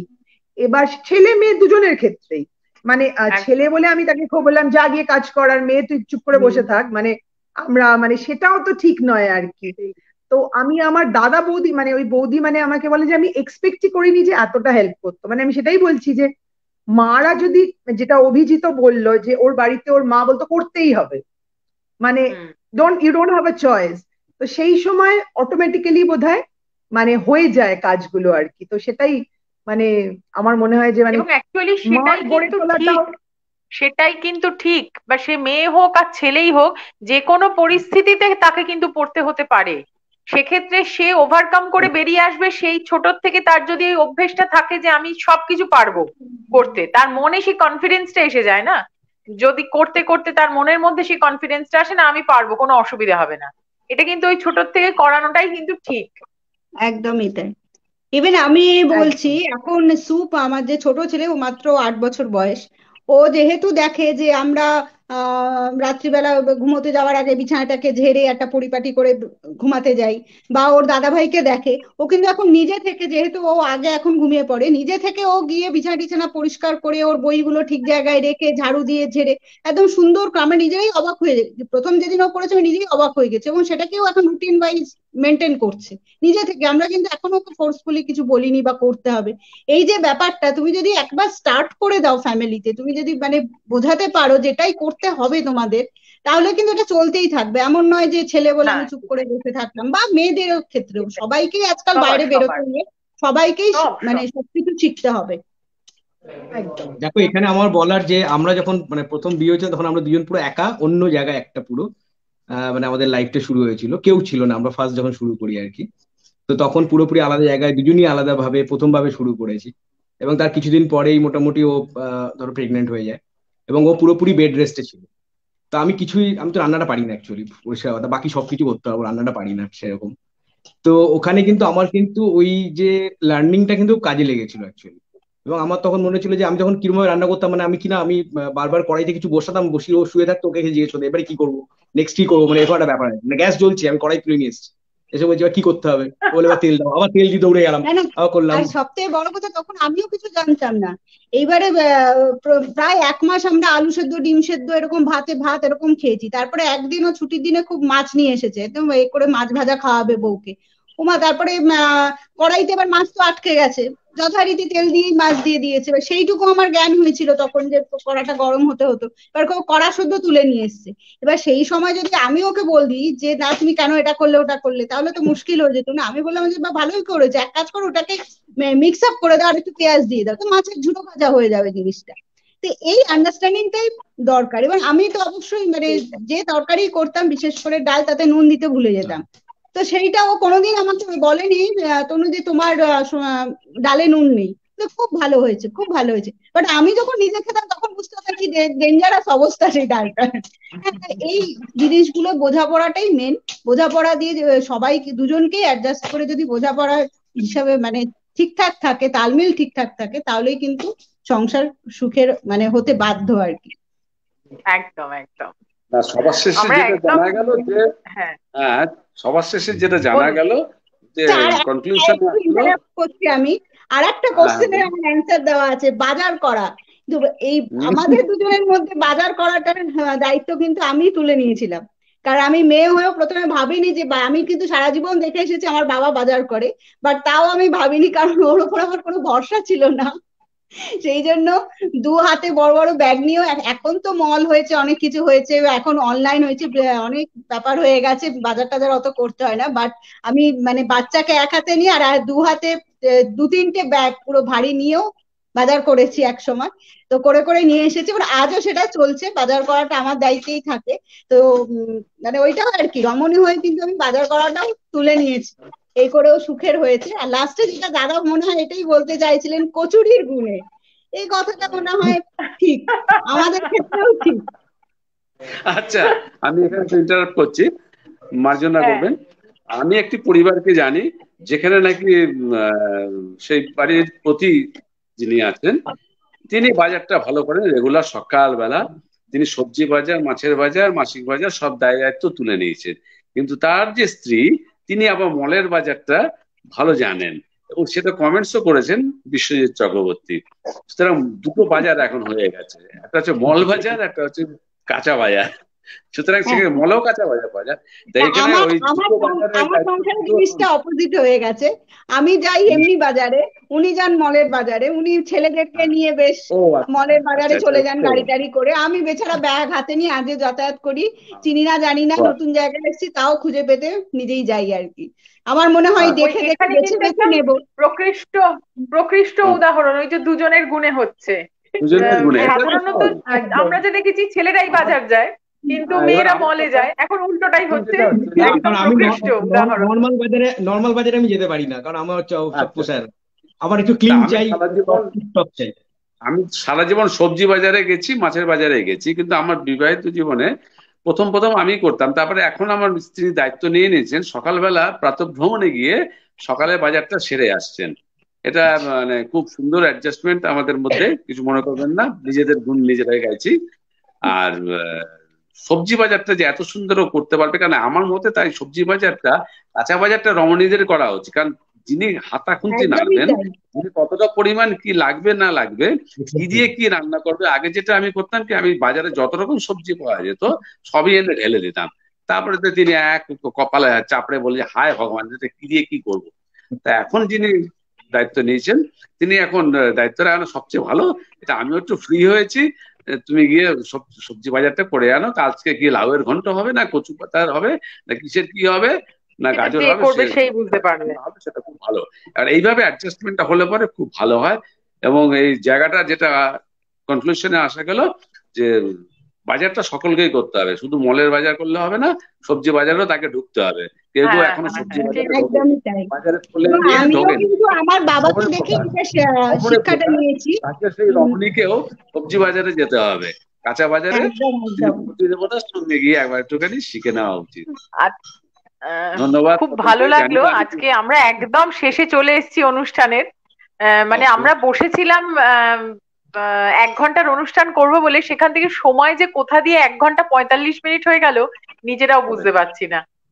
বেরিয়ে গেছে। এখন মনে হচ্ছে আরো একটু সময় যেন সবাইয়ের জন্য আরো একটু কিছুক্ষণ থাকলে যেন ভালো হতো। কথাগুলো খুবই যেন ভালো। মনে হলো মানে ভালো সমাপ্ত হতো। হলো না, শেষ হলো না কথাগুলো।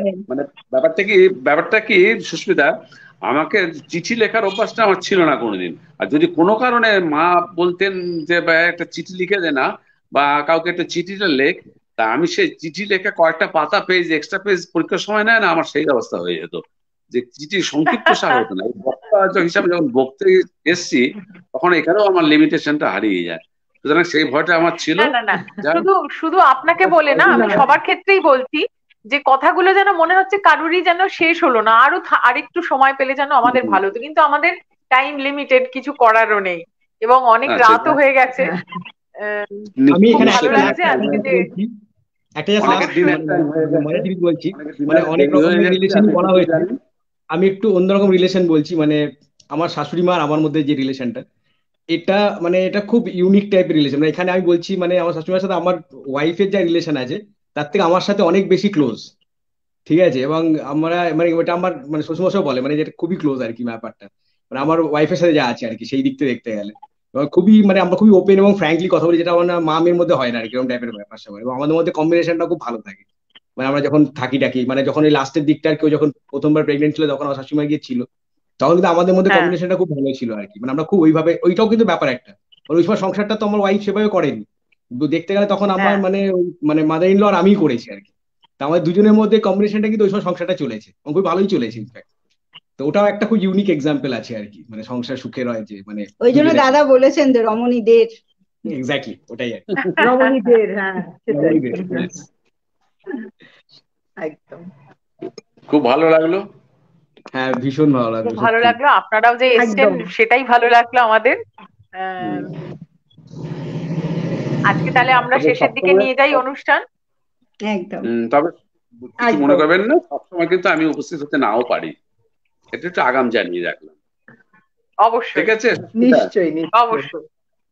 বড় কষ্ট করে এখানে বসে সবাইকে আছি। অনেক অনেক ধন্যবাদ সইয়ের পক্ষ থেকে। ধন্যবাদ, হ্যাঁ তো হ্যাঁ শুভ সন্ধ্যা। এখন শুভরাত্রির বিদায় নিচ্ছি। শুভরাত্রি, হ্যাঁ সরি শুভরাত্রি। খুব ভালো লাগলো। আর এইটা এমন একটা টপিক, এটা নিয়ে মনে হয় কোনোদিন ডিবেট শেষ হবে না, 2 ঘন্টা না 3 ঘন্টা 4 ঘন্টা চলতেই থাকবে। বিভিন্ন অবশ্যই বিভিন্ন রকমের মানে অনেক ধরনের আলোচনা নানা শুনলাম। রকমের, হ্যাঁ তা থেকে হ্যাঁ মানে একটা জিনিস উঠে এলো যে মানে রমণীদের গুণে তো বটেই, কারণ যেভাবে মা মানুষ করবে তার ওপর তার পরবর্তী জীবনটা অনেকটা নির্ভর করছে। অবশ্যই তো আর ডেফিনেটলি মানে সেখানে স্বামীদের সাপোর্টটা থাকলে তবেই মা সেভাবে করতে পারবে। 100 বার 100 বার। একদমই তাই। 100 বার। খুব ভালো, খুব ভালো লাগলো। আজকে তাহলে আমরা শুভরাত্রি। এখানেই শেষ করি অনুষ্ঠান। শুভরাত্রি। হুম, আর আমাদের শুভরাত্রি। দর্শক শ্রোতা বন্ধুদের জানিয়ে রাখি যে আমরা খুব শিগগির আবার আপনাদের মনোরঞ্জন করার জন্য আপনাদের সামনে হাজির হব। অপেক্ষায় থাকুন, সইয়ের সঙ্গে থাকুন। সবাই খুব ভালো থাকবেন। শুভরাত্রি। শুভরাত্রি। শুভরাত্রি। আমাকে বাদ দিয়ে। শুভরাত্রি।